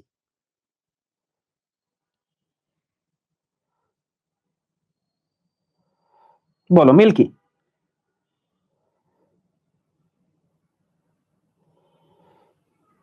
হ্যাঁ, স্লাইড আমি, শোনো ক্লাসের যে স্লাইড, এটা হচ্ছে ইউটিউবে যারা ক্লাস করতেছো ইউটিউবের কমেন্টে পিন করে দিব, আর হচ্ছে ফেসবুক পেজে যারা ক্লাস করতেছো পেজের কমেন্ট সেকশনে, মানে পেজের যে ক্যাপশন সেখানে আমি স্লাইডটা দিয়ে দিব। ঠিক আছে, মানে ক্লাস স্লাইডটা দিয়ে দিব, সাথে সাথে হচ্ছে ক্লাসের যে পিডিএফ, মানে বইয়ের দাগানো বইয়ের পিডিএফটাও দিয়ে দিব, ওখান থেকে সবাই নিয়ে নিতে পারবে। আরেকটা জিনিস, কালকে হচ্ছে এটার উপর এক্সাম হবে, কালকে এটার উপর এক্সাম হবে, মেডিওলজি ওয়েবসাইটে এক্সাম হবে। তো সেক্ষেত্রে হচ্ছে যারা মেডিওলজি ওয়েবসাইটে অ্যাকাউন্ট খুলো নাই, একটু অ্যাকাউন্টটা খুলে রাখো, হ্যাঁ, ফ্রিতে এক্সাম দিতে পারবা, কোনো সমস্যা নাই। এটা এক্সাম কালকে হবে সকাল 10টা থেকে পরশুদিন সকাল 10টা পর্যন্ত এক্সাম দিতে পারবা। কি বলছি? কালকে সকাল 10টা থেকে পরশুদিন সকাল 10টা পর্যন্ত এক্সাম দিতে পারবা। এবং মেডিওলজি ওয়েবসাইটে হোম পেজে গেলেই তুমি এক্সাম পেয়ে যাবা, ফ্রি এক্সাম তো, হোম পেজে গেলেই পেয়ে যাবা। তো যারা অ্যাকাউন্ট খুলো না, অ্যাকাউন্টটা খুলে ফেলো, তাইলেই হবে। হ্যাঁ, দুইটাতেই আসলে একটু বলি না, দুইটাতেই যখন একটা পেপটাইড বন্ড তৈরি হয় এখনো পানি নির্গত হয়, এখনো পানি নির্গত হয়। আবার যখন একটা গ্লাইকোসাইডিক বন্ড তৈরি হয় দুইটা মনোস্যাকারাইডের মধ্যে, সেখান থেকে এখনো পানি নির্গত হয়, দুইটা থেকেই এখনো পানি বের হয়। এটা হচ্ছে মিল, মিলটা হচ্ছে দুইটা থেকেই এখনো পানি বের হয়। বোঝা গেছে? আচ্ছা, এই পানি বের হওয়ার কারণে কি পার্থক্য হয় সেটাও আমরা দেখব। আসো,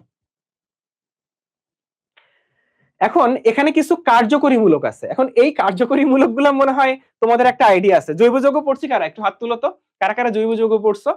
তো এই পড়া কিন্তু জৈব যৌগের পড়া, এখানের পড়া না। তো হাইড্রোক্সিল গ্রুপ ওএইচ কার্যকরী মূলক, কার্বনিল মূলক, এইটা হচ্ছে কার্বনিল মূলক, বুঝছো?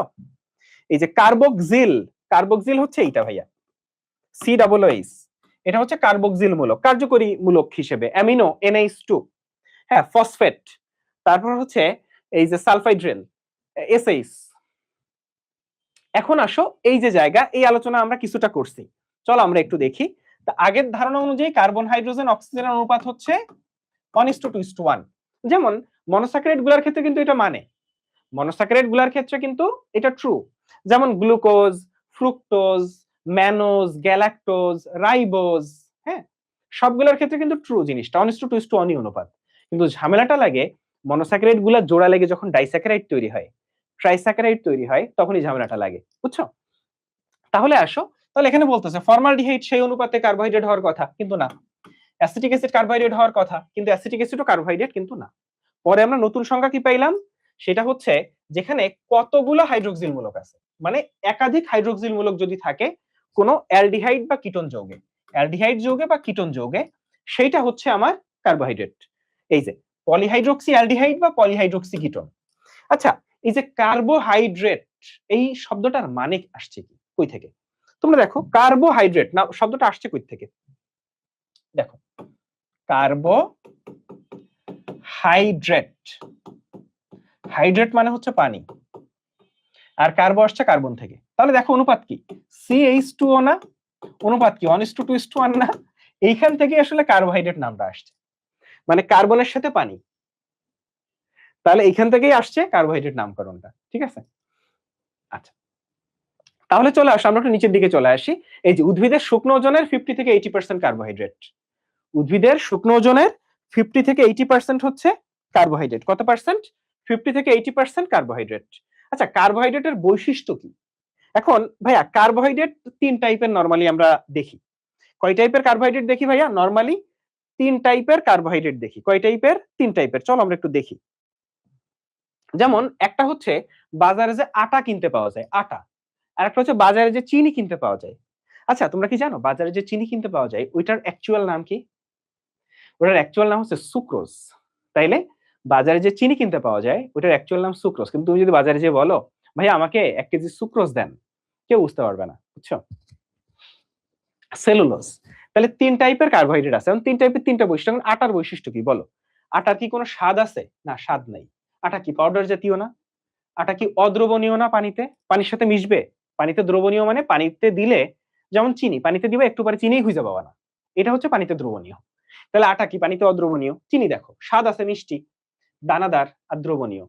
আর সেলুলোজ, সেলুলোজ মানে উদ্ভিদ তৈরি হয় সেলুলোজ দিয়ে। উদ্ভিদের কোষ প্রাচীর, তুমি কোষের গঠন অধ্যায়ে পড়ছো যে কোষ প্রাচীরের 40% হচ্ছে সেলুলোজ, মনে আছে? তাহলে কোষ প্রাচীরের প্রধান উপাদান হচ্ছে সেলুলোজ। আমাকে একটু বলো তো, একটা প্রশ্ন করি, কোষ প্রাচীরের ক্ষুদ্রতম গাঠনিক একক কি? আমাকে বলবা যে কোষ প্রাচীরের ক্ষুদ্রতম গাঠনিক একক কোনটা? এটা হচ্ছে তোমার প্রতি আমার কোশ্চেন। কোষ প্রাচীরের ক্ষুদ্রতম গাঠনিক একক কোনটা? আচ্ছা, তাইলে সেলুলোজ হচ্ছে উদ্ভিদের কোষ প্রাচীর, মানে একটা গাছ, গাছ কি তন্তু তন্তু না? বলো, সুতা সুতা সুতা সুতা, গাছ দিয়েই তো কাপড় বানায়, গাছ দিয়ে কাগজ বানায়, তাইলে তন্তুময় স্বাধীন, কোন স্বাদ আছে সেলুলোজের, এবং অদ্রবণীয়। তাহলে কিছু কার্বোহাইড্রেট পাউডার স্বাধীন অদ্রবণীয়, কিছু দানাদার মিষ্টি দ্রবণীয়, কিছু তন্তুময় স্বাধীন অদ্রবণীয়। এটা তুমি এই তিনটে এক্সাম্পল যদি মনে রাখো তাইলে বৈশিষ্ট্য পারবা, মুখস্থ করতে হবে না। আসুন একটু আমরা বৈশিষ্ট্যগুলো একটা একটা করে দেখি। তাহলে দেখো, কিছু আছে দানাদার, কিছু আছে তন্তুময়, কিছু আছে পাউডার জাতীয়, কিছু আছে মিষ্টি, কিছু আছে মিষ্টি না, স্বাধীন। এরপরে আসো তাপপ্রয়োগ অঙ্গার। অঙ্গার মানে কয়লা।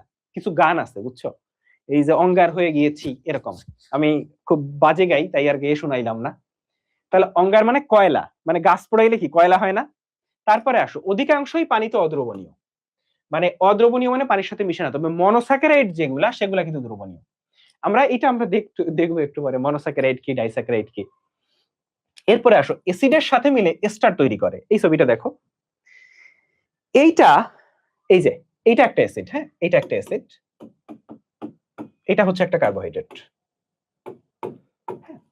তো এই কার্বোহাইড্রেটের একটা ওইস আছে, মানে একাধিক ওইস আছে, আমরা একটা ওইস লিখছি আর কি। ওইসের এইসটা ধরো এটা একটা অ্যাসিড, অ্যাসিডের এই যে সি ডাবল ওইস তার ওইস।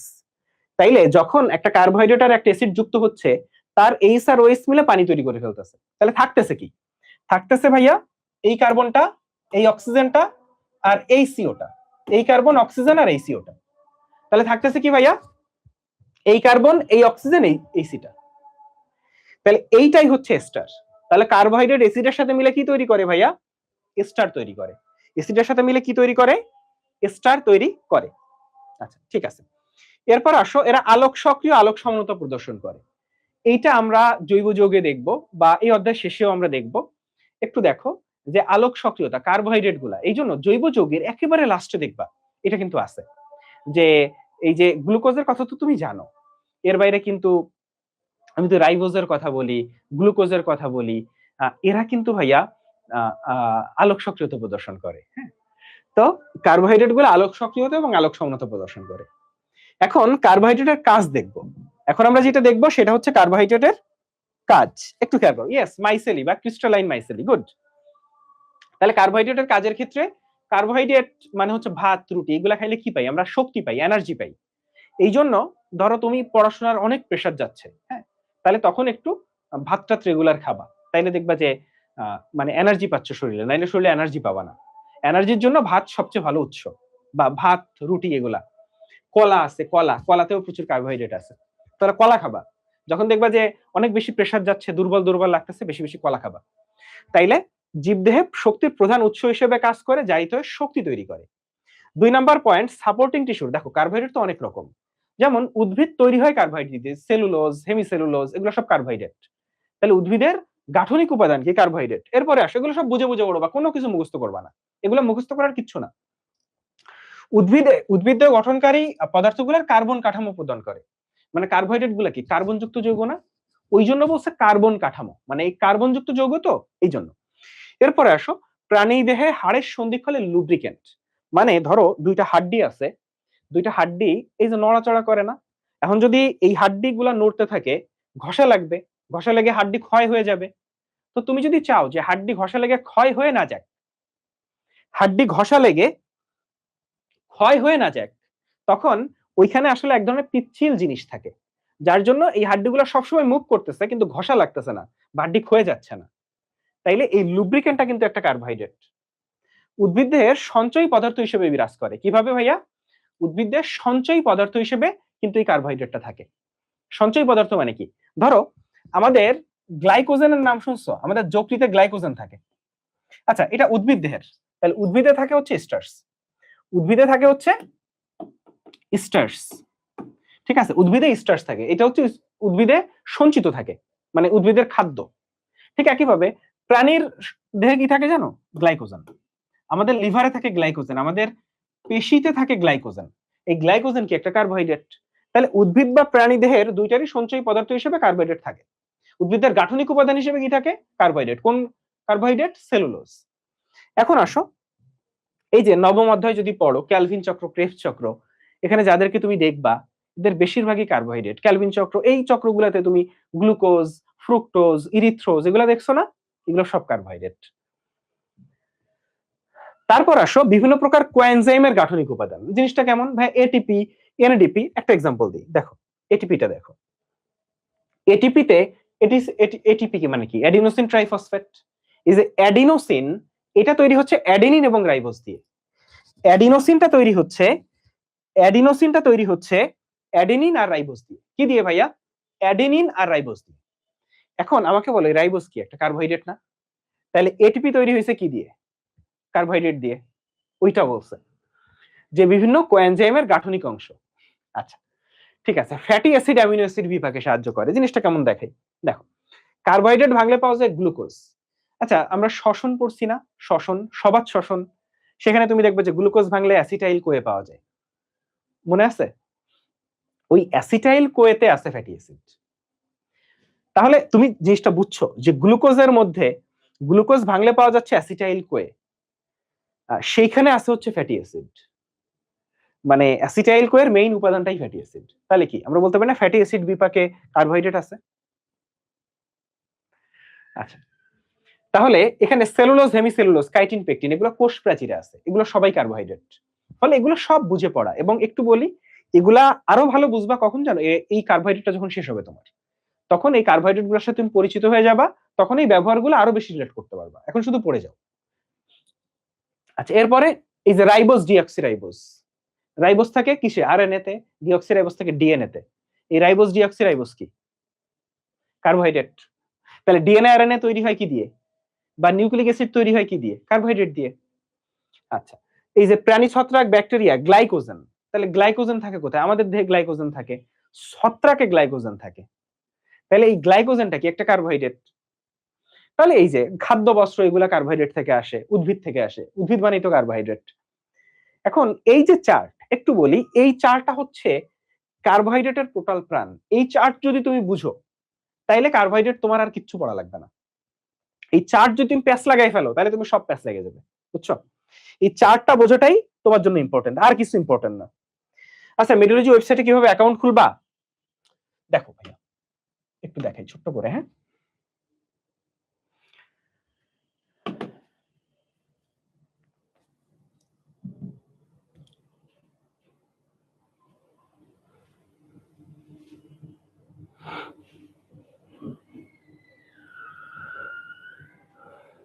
আচ্ছা আমার এখানে নেট ইস্যু করতেছে, ফলে এখন আর না দেখাই, ঠিক আছে? যেহেতু নেট ইস্যু করতেছে এখন আর না দেখাই। আমি একটু বলে দিচ্ছি কিভাবে অ্যাকাউন্ট খুলবা, এটা আমরা একটা ভিডিও দিয়ে দিচ্ছি, ঠিক আছে? বা এখন মেডিওলজি ইউটিউব চ্যানেলে গেলেও আমরা মনে হয় কালকে বা পরশু একটা ভিডিও দিছি, ওই ভিডিওটা দেখে নিলেই হচ্ছে, হ্যাঁ।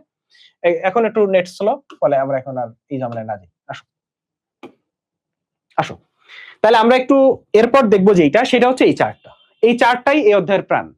কার্বোহাইড্রেটকে 3 ভাগে ভাগ করা যায় স্বাদের ভিত্তিতে, সুগার আর নন সুগার, সুগার আর নন সুগার। আবার বিজারণ ক্ষমতার ভিত্তিতে রিডিউসিং, নন রিডিউসিং। এটা পরে দেখতেছি, আগে মেইনটা দেখবো। রাসায়নিক গঠন অণু, মনোস্যাকারাইড, ডাইস্যাকারাইড, অলিগোস্যাকারাইড আর পলিস্যাকারাইড। একটু মনোযোগ দাও।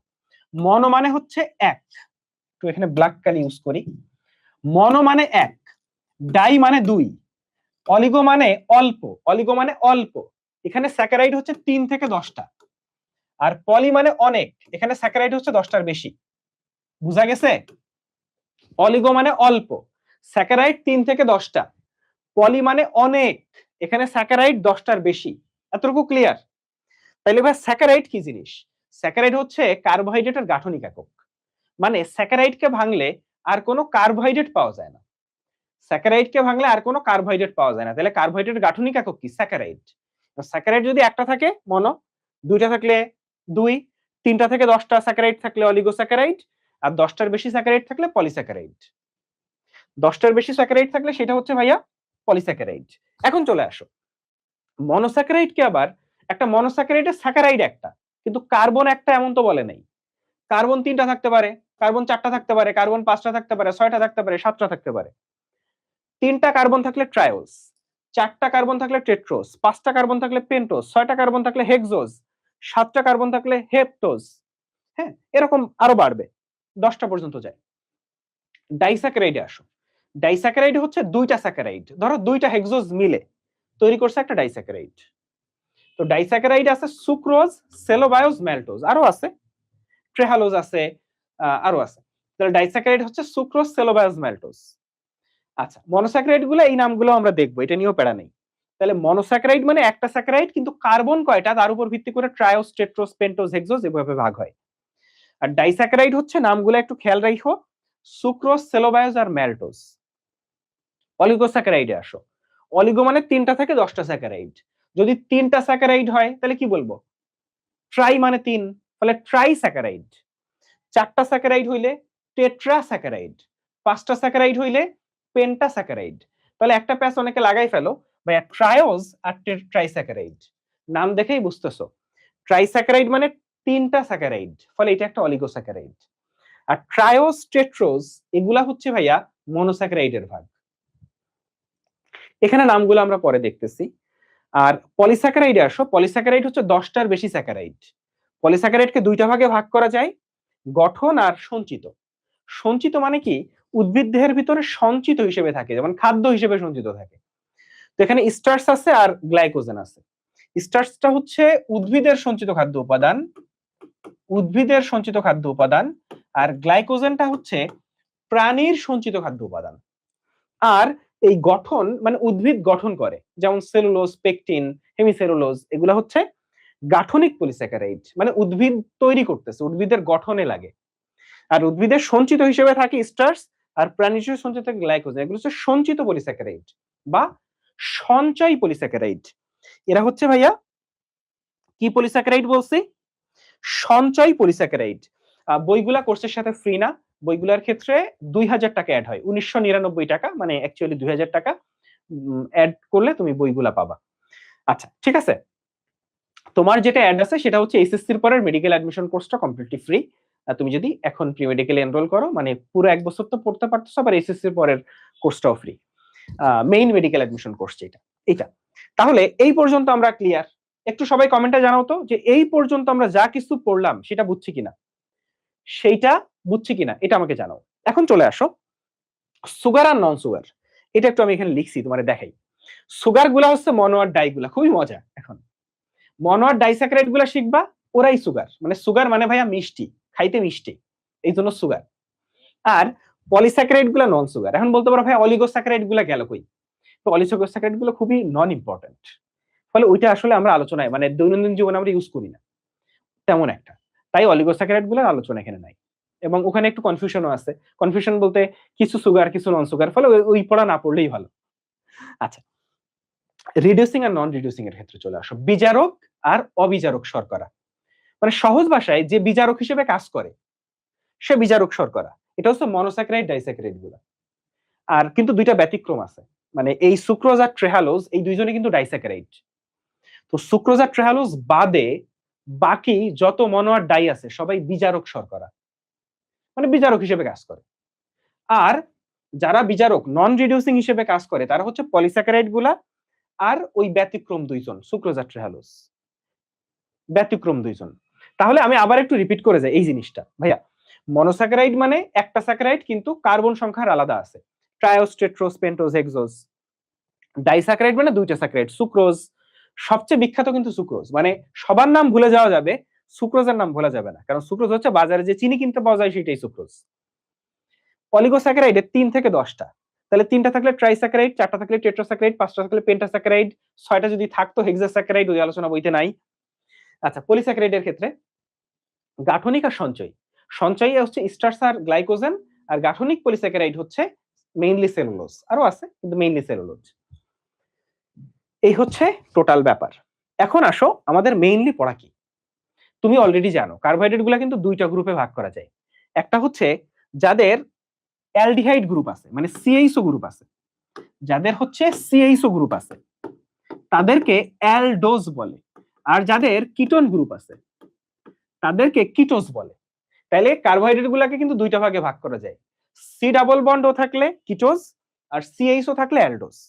এখন কার্বোহাইড্রেট গুলার ভিতর এই যে আমরা এইখানে কিন্তু মনোস্যাকারাইড দেখতেছি, মনোস্যাকারাইড দেখতেছি।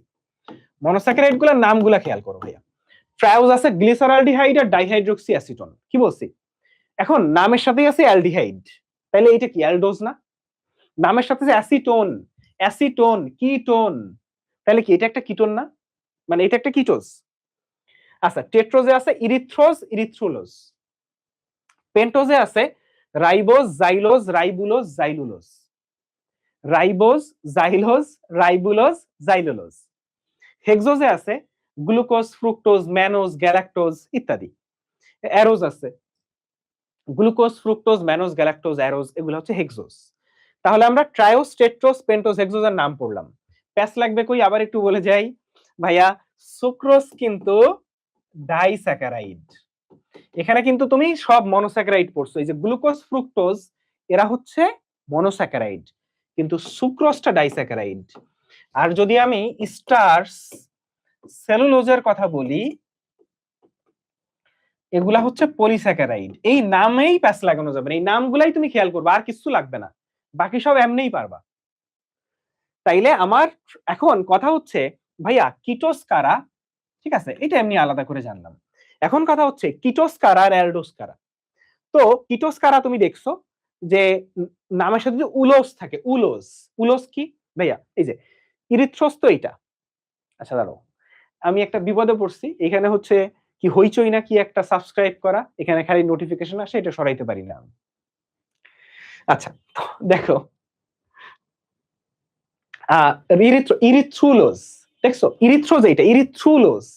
এরপর এটা রাইবোজ, কিন্তু রাইবুলোজ, জাইলোজ, জাইলুলোজ। তাহলে দেখছো বুলোজে উলোজ, উলোজ, জাইলুলোজ, উলোজ, ইরিথ্রুলোজ, উলোজ। তাইলে এই নামের সাথে উলোজ যদি থাকে তাইলে তারা কিটোজ। আর ফ্রুক্টোজটা হচ্ছে কিটোজ। এর বাইরে তাহলে নামের সাথে উলোজ থাকলে আর ফ্রুক্টোজটা থাকলে কিটোজ। নামের সাথে উলোজ থাকলে আর ফ্রুক্টোজ থাকলে হচ্ছে কিটোজ। ক্লিয়ার? আর যদি এই যে জাইলুলোজ, রাইবুলোজ, ইরিথ্রুলোজ এগুলা হচ্ছে কিটোজ, মানে এদের সি ডাবল বন্ডও আছে। এর বাইরে আর ফ্রুক্টোজটা কিটোজ, এর বাইরে বাকিরা হচ্ছে অ্যালডোস। বাকিরা অ্যালডোস। সবাই কমেন্টে জানাও ক্লিয়ার কিনা। সবাই আমাকে কমেন্টে জানাও ক্লিয়ার কিনা।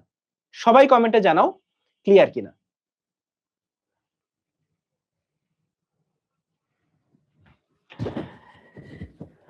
ঠিক আছে, এখন আসো আমরা একটু এখানে দেখি। তাহলে এখানে আমাদের কি আছে? সুগার। সুগার মানে সহজ ভাষায় যেটা মিষ্টি। তাহলে আমরা জানি যে মনো আর ডাইস্যাকারাইড গুলা হচ্ছে সুগার, আর নন সুগার কোনগুলা? পলিস্যাকারাইড গুলা। আর কোনো পড়া কিন্তু নাই। আসো, এখানে মনোস্যাকারাইড, ডাইস্যাকারাইড, অলিগোস্যাকারাইড, পলিস্যাকারাইডের আলোচনা আছে, আমরা সেই আলোচনায় আসবো। তার আগে তোমাকে, আচ্ছা রাইবোজের আলোচনায় চলে আসছে। রাইবোজের আলোচনায় যাওয়ার আগে আমরা একটু বই দেখি। আসো, মনোস্যাকারাইড গুলা, মনোস্যাকারাইড গুলা যাকে ভাঙলে আর কোনো কার্বোহাইড্রেট পাওয়া যায় না, কারণ ওখানে স্যাকারাইডই আছে একটা, ওকে ভাঙলে আর কোনো স্যাকারাইড পাওয়া যাবে না। মনোস্যাকারাইডে কার্বন হচ্ছে 3 থেকে 10টা। যদি 3টা থাকে ট্রায়োজ, 4টা থাকলে টেট্রোজ, 5টা থাকলে পেন্টোজ, 6টা থাকলে হেক্সোজ, 6টা থাকলে হেক্সোজ। এরপর আসো ভাইয়া, এই জায়গাটা দেখো, মনোস্যাকারাইড গুলাতে অ্যালডিহাইড গ্রুপ থাকতে পারে অথবা কিটোন গ্রুপ থাকতে পারে। এগুলো যদি মুক্তভাবে থাকে তাহলে তারা বিজারক হিসেবে কাজ করে। বা মুক্তভাবে মানে কি? মুক্তভাবে মানে কি জানো? দেখো, যদি তুমি দেখো এই অ্যালডিহাইড গ্রুপটা একসাথে আছে বা কিটোন গ্রুপটা একসাথে আছে, তাইলে এরা মুক্তভাবে আছে এবং তখন তারা বিজারক হিসেবে কাজ করবে, তখন তাদেরকে রিডিউসিং সুগার বলবে। আর অনেক সময় দেখা যায় কি, ধরো ব্যাপারটা এরকম না, ধরো সি ডাবল বন্ডও ব্যাপারটা এরকম নাই, এটা এরকম আছে, মানে মুক্তভাবে নাই, ওর সাথে কিছু একটা যুক্ত আছে, তখন সেইটা আর বিজারক হিসেবে কাজ করে না, তখন তাকে নন রিডিউসিং বলে। আর একটা জিনিস তুমি খেয়াল করো তো, দেখো এখানে কার্বন কত নাম্বার করছে কার্বনের, এটা 1 নাম্বার কার্বন, এটা 2 নাম্বার কার্বন, এটা 3 নাম্বার কার্বন। আবার এখানেও কার্বনের নাম্বারিং করছে, দেখো 1 number carbon, 2 number carbon, 3 number carbon. একটা জিনিস খেয়াল করো, অ্যালডিহাইড গ্রুপটা দেখো তো 1 নাম্বার কার্বনের সাথে, আর কিটোন গ্রুপটা 2 নাম্বার কার্বনের সাথে। অ্যালডিহাইড গ্রুপটা আছে 1 নাম্বার কার্বনের সাথে, আর কিটোন গ্রুপটা আছে 2 নাম্বার কার্বনের সাথে। খেয়াল করছো? মনোস্যাকারাইড গুলাতে ব্যাপারটা এইটাই হয়, যে অ্যালডিহাইডটা 1 নাম্বার কার্বনের সাথে থাকে, আর কিটোন যদি হয় যৌগটা তাহলে সেটা 2 নাম্বার কার্বনের সাথে থাকে।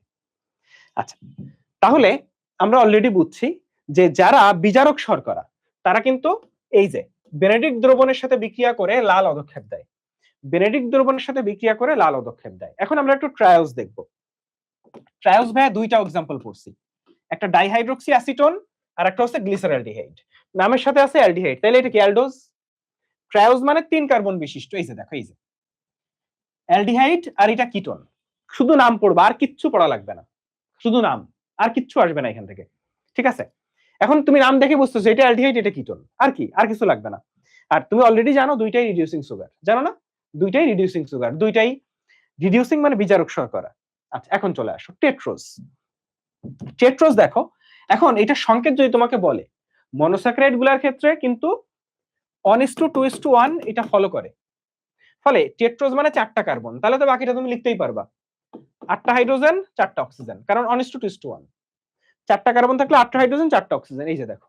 তাহলে এটার সংকেত কিন্তু মুখস্থ করবা না, সব টেট্রোজের সংকেতই এটা। দুইটা এক্সাম্পল আছে, একটা হচ্ছে ইরিথ্রোজ আর একটা ইরিথ্রোলোজ। এখন তুমি অলরেডি জানো নামের সাথে আছে উলোজ, উলোজ হইলে হয় কিটোজ, তাহলে এইটা অ্যালডোজ, এইটা অ্যালডোজ, আর নামের সাথে যদি উলোজ থাকে সেটা হয় কিটোজ, তাহলে এটা কিটোজ এটা অ্যালডোজ। ওকে, আর এই যে ইরিথ্রোজ নামটা তোমার চেনা চেনা লাগে কিনা আমি জানি না, ক্যালভিন চক্রটা একটু খুলো তো, যদি ক্যালভিন চক্র পড়ে থাকো একটু ক্যালভিন চক্র খুলো, এখানে তুমি ইরিথ্রোজ দেখছো, তাইলে ইরিথ্রোজটা দেখা যায় ক্যালভিন চক্র, ইরিথ্রোজ 4 ফসফেট, বুঝলা। চলে আসো আমরা একটু পেন্টোজ দেখবো। পেন্টোজে অনেকেই আছে, তবে পেন্টোজের বিখ্যাত হচ্ছে দুইজন, কি কে বলতো, রাইবোজ আর ডিঅক্সিরাইবোজ। রাইবোজ হচ্ছে আরএনএ তে লাগে আর ডিঅক্সিরাইবোজটা ডিএনএ এর গাঠনিক উপাদান, বুঝছো। তাহলে পেন্টোজে অনেকেই আছে, রাইবোজ, জাইলোজ, জাইলুলোজ, রাইবুলোজ, তবে দুইজন হচ্ছে বিখ্যাত, রাইবোজ আর ডিঅক্সিরাইবোজ, আরএনএ এর গাঠনিক উপাদান। আর তাইলে এখন কথা হচ্ছে একটু খেয়াল করো ভাইয়া, এইটা হচ্ছে রাইবোজ আর এইটা হচ্ছে ডিঅক্সিরাইবোজ, পার্থক্যটা কোথায়? দুইজনই পেন্টোজ, দেখো 5টা কার্বন, 1 2 3 4 5, 5টা কার্বন, এখানেও দেখো 1 2 3 4 5, 5টা কার্বন, তাহলে দুইজনই কিন্তু পেন্টোজ। তো এখানে রাইবোজ 5টা কার্বন, ওকে ফাইন, এখানে ডিঅক্সি, ডি মানে হচ্ছে কি জানো, ডি মানে কোনো কিছু মাইনাস করে দেওয়া, আর অক্সি মানে অক্সিজেন, এখানে অক্সিজেনটা মাইনাস করে দেওয়া হয়েছে। এই যে 2 নাম্বার কার্বন থেকে দেখো, আমার 2 নাম্বার কার্বন কি এটা না, দেখছো 1 নাম্বার কার্বনে অক্সিজেন আছে, 3 নাম্বার কার্বনে অক্সিজেন আছে, 4 নাম্বার কার্বনে অক্সিজেন আছে, 5 নাম্বার কার্বনে অক্সিজেন আছে, 2 নাম্বার কার্বনে অক্সিজেন আছে ভাইয়া, দেখো তো 2 নাম্বার কার্বনে অক্সিজেন নাই, এই জন্য এটা ডিঅক্সিরাইবোজ। ডি মানে নাই, কি নাই, অক্সিজেন নাই, কত নাম্বার কার্বন থেকে, 2 নাম্বার কার্বন থেকে। অর্থাৎ তুমি রাইবোজ আর ডিঅক্সিরাইবোজ কিভাবে বুঝবা, 2 নাম্বার কার্বন দেখে, 2 নাম্বার কার্বনে অক্সিজেন থাকলে রাইবোজ, 2 নাম্বার কার্বনে অক্সিজেন না থাকলে ডিঅক্সিরাইবোজ। এরকম কিন্তু আরো অনেকগুলো ওয়ে আছে। এই 2 নাম্বার কার্বন দেখে বোঝা যায় যে কোনটা রাইবোজ কোনটা ডিঅক্সিরাইবোজ, ঠিক একইভাবে 1 নাম্বার কার্বন দেখে বোঝা যায় কোনটা আলফা গ্লুকোজ কোনটা বিটা গ্লুকোজ। 1 নাম্বার কার্বন দেখে বোঝা যায় কোনটা আলফা গ্লুকোজ কোনটা বিটা গ্লুকোজ। তোমাকে দেখায় আসি, আসো দেখো ভাইয়া, এখানে আলফা গ্লুকোজ আর বিটা গ্লুকোজ দেখছো, তো গ্লুকোজ কি হেক্সোজ, 6টা কার্বন আছে, দেখবা 1 2 3 4 5 6, 6টা কার্বন। তো দেখো 1 নাম্বার কার্বনে ওইসটা নিচে, এটা আলফা গ্লুকোজ, এখানে দেখো 1 নাম্বার কার্বনে ওইসটা উপরে, এটা বিটা গ্লুকোজ। তাইলে 1 নাম্বার কার্বন দেখে তুমি পার্থক্য করতে পারতেছো কোনটা আলফা কোনটা বিটা, আলফাটাই ওইসটা নিচে, বিটাতে ওইস উপরে। তাইলে 1 নাম্বার কার্বন দেখে বোঝা যাচ্ছে কোনটা আলফা কোনটা বিটা। ঠিক এরকম দেখো 1 নাম্বার কার্বন দেখে বোঝা যায় কোনটা আলফা কোনটা বিটা, 2 নাম্বার কার্বন দেখে বোঝা যায় কোনটা রাইবোজ ডিঅক্সিরাইবোজ, 3 নাম্বার কার্বন দেখে বোঝা যায় কোনটা গ্লুকোজ কোনটা অ্যারোজ, 4 নাম্বার কার্বন দেখে বোঝা যায় কোনটা গ্লুকোজ কোনটা গ্যালাক্টোজ, 4 নাম্বার কার্বন দেখে বোঝা যায় কোনটা গ্লুকোজ আর কোনটা গ্যালাক্টোজ। একটু বলি যে একজন জিজ্ঞেস করছে কিভাবে বুঝবো যে কোনটা মেডিকেলে ইম্পর্টেন্ট আর কোনটা একাডেমিকের জন্য ইম্পর্টেন্ট। একটু বলি যে আমাদের ক্লাসগুলা মেডিকেলের জন্যই সাধারণত সাজানো হয়, অর্থাৎ আমরা যেভাবে ক্লাস করাচ্ছি এভাবে মেডিকেল 100% কাভার হয়ে যায়, কিন্তু বায়োলজির ক্লাসগুলো যেহেতু ডিটেইলসে হয় ফলে একাডেমিকের মানে দুইটা জিনিস 100% কাভার হবে, সেটা হচ্ছে মেডিকেল এবং একাডেমিকের এমসিকিউ 100%। যেইটা হবে না সেটা হচ্ছে সিকিউ, কারণ আমি সিকিউ নিয়ে এখনো কোনো কথা বলি নাই। তাহলে সিকিউর ক্ষেত্রে কি হবে ভাইয়া, প্রি মেডিকেল ব্যাচে তোমার যে মেন্টর থাকবে সে তোমাকে সিকিউর সাজেশনটা দিয়ে দিবে টেলিগ্রাম গ্রুপে, যে আজকে ভাইয়া এইটা পড়াইছে, এর মধ্যে এই সিকিউ গুলো ইম্পর্টেন্ট, তুমি এইটা মানে আমি বুঝাই দিব সবকিছু, কিন্তু কোনটা সিকিউ হিসেবে আসতে পারে সেইটা ওই মেন্টর দিয়ে দিবে তোমাকে। ক্লিয়ার জিনিসটা?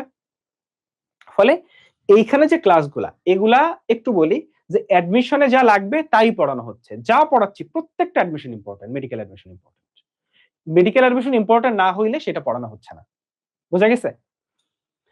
দেখো 4 নাম্বার কার্বন দেখে বোঝা যায় কোনটা গ্লুকোজ কোনটা গ্যালাক্টোজ।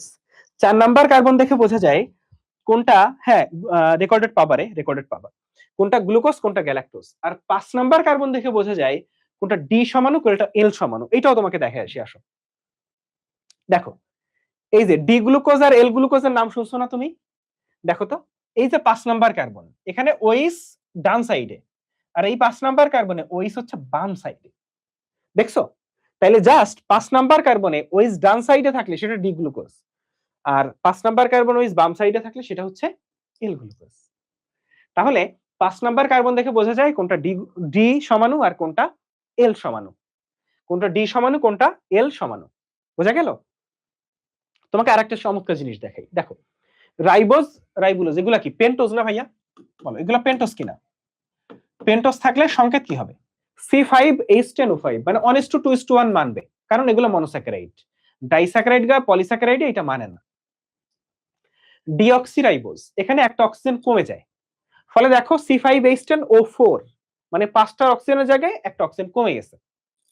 এখন আসো এইগুলা হচ্ছে এগুলো হেক্সোজ, তাহলে 6টা কার্বন, যত হেক্সোজ আছে সবগুলাতে C6H12O6, যত হেক্সোজ আছে সবগুলোর ক্ষেত্রে সংকেতটা কি ভাইয়া?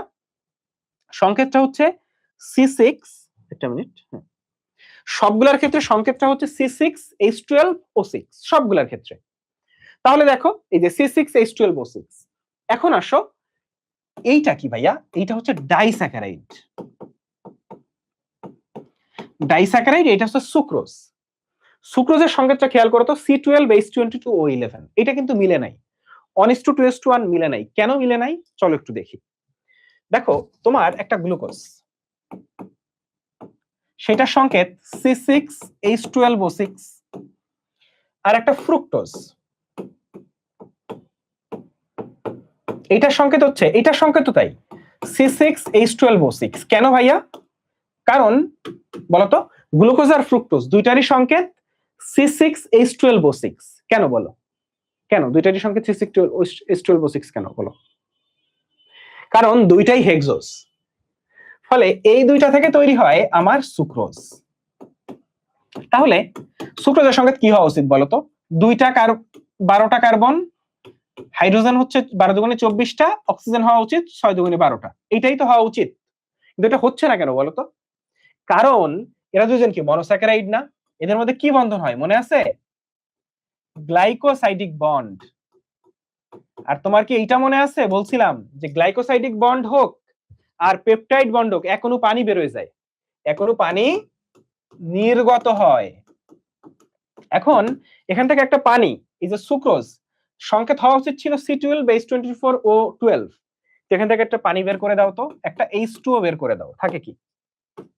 একটা H2O বের করে দিলে থাকে হচ্ছে C12, দুইটা হাইড্রোজেন চলে গেছে তাহলে H22, আর একটা অক্সিজেন চলে গেছে ফলে O11। তাহলে সুক্রোজের সংকেতটা কেন এটা আসছে বুঝতে পারছো? এটা একটা ডাইস্যাকারাইড, দুইটা মনোস্যাকারাইড যুক্ত হয়েছে, যুক্ত হইলে একটা গ্লাইকোসাইডিক বন্ড, একটা পানি বের হয়ে যায়।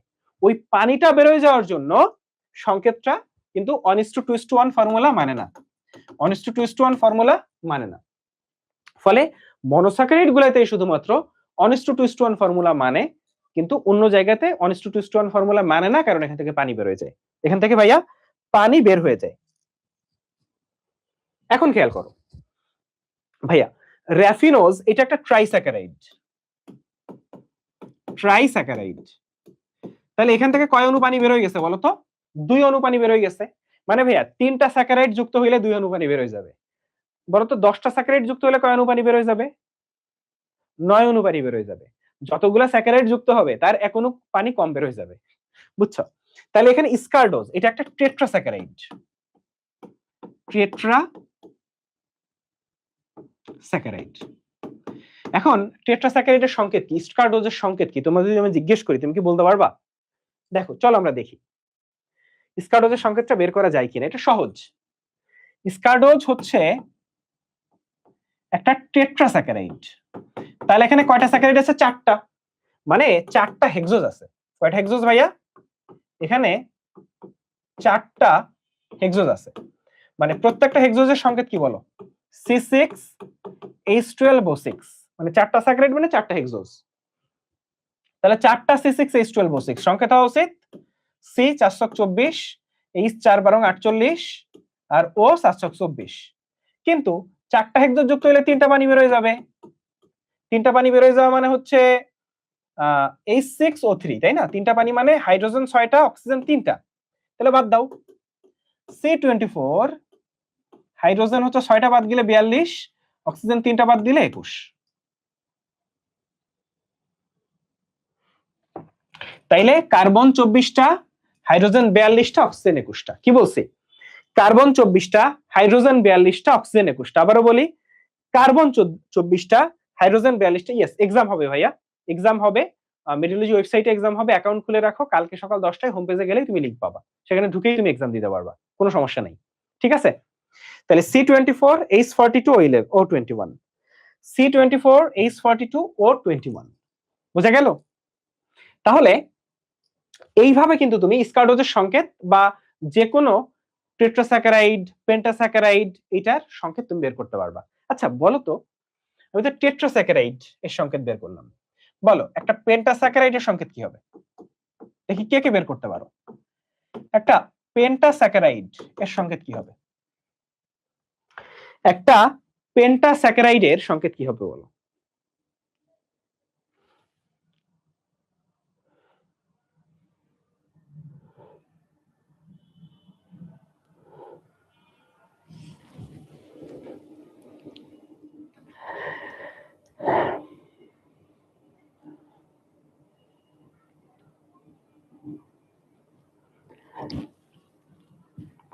সহজ প্রশ্ন কিন্তু। 5 দিয়ে হেক্সোসকে গুণ করে দিবা, সেখান থেকে 4টা পানি অণু বের করে দিবা। সহজ করে দিলাম। 5 দিয়ে গুণ দিয়ে 4টা পানি অণু বের করে দিবা। পারবো না?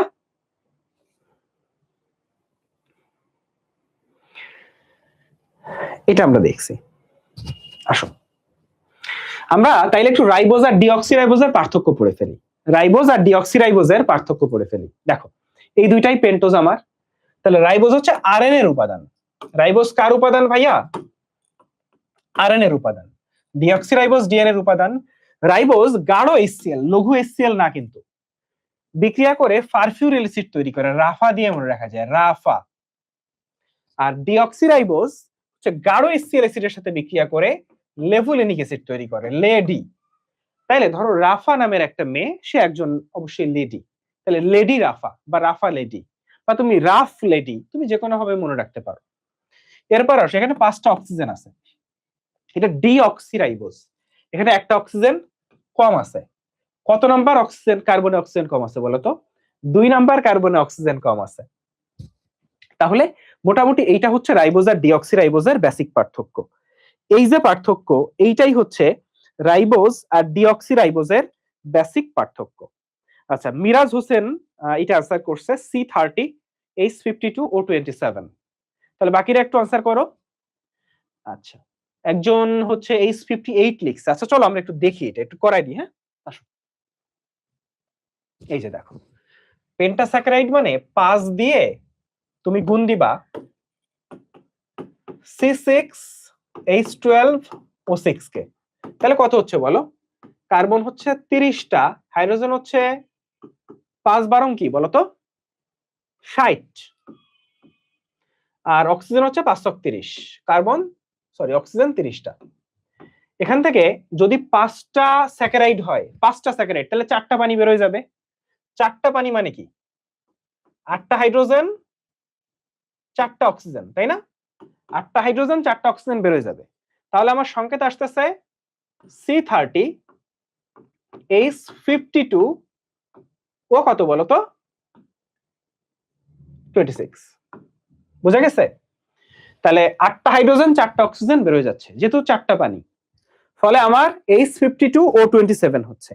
H52O27 হচ্ছে কি হচ্ছে ভাইয়া? H52O27। ক্লিয়ার? আচ্ছা, তাইলে রাইবোজ আর ডিঅক্সিরাইবোজের পার্থক্য এইটা। চলো আমরা একটু বইতে যাই, ছোট্ট করে বইতে যাই। তো রাইবোজের ক্ষেত্রে চলে আসো, রাইবোজের গলনাঙ্কটা ইম্পর্টেন্ট, বুঝছো? 95°C। রাইবোজের গলনাঙ্ক 95°C। পারবো না ভাইয়া? আর ডিঅক্সিরাইবোজ কি? রাইবোজ ডিঅক্সিরাইবোজের পার্থক্য আমরা পড়ছি, আমরা এখন হেক্সোজ নিয়ে পড়াশোনা করব। এইটাই আজকের সবচেয়ে ইম্পর্টেন্ট পার্থক্য, বা এই হেক্সোজের যে আলোচনা সেটাই আজকের সবচেয়ে ইম্পর্টেন্ট আলোচনা। বোঝা গেল? হেক্সোজের আলোচনা আজকের সবচেয়ে ইম্পর্টেন্ট আলোচনা। তো চলো আমরা শুরু করি। হেক্সোজের ক্ষেত্রে গ্লুকোজ, ফ্রুক্টোজ, ম্যানোজ, গ্যালাক্টোজ, অ্যারোজ, এগুলো হচ্ছে হেক্সোজ। কিন্তু আমার গুরুত্বপূর্ণ হচ্ছে গ্লুকোজ আর ফ্রুক্টোজ। গুরুত্বপূর্ণ হচ্ছে গ্লুকোজ আর ফ্রুক্টোজ। এই যে দেখো ভাইয়া, যেমন এই যে গ্লুকোজ আর ফ্রুক্টোজ, এইটা মিলে তৈরি হয় সুক্রোজ। এটা কিভাবে মনে রাখা যায় জানো?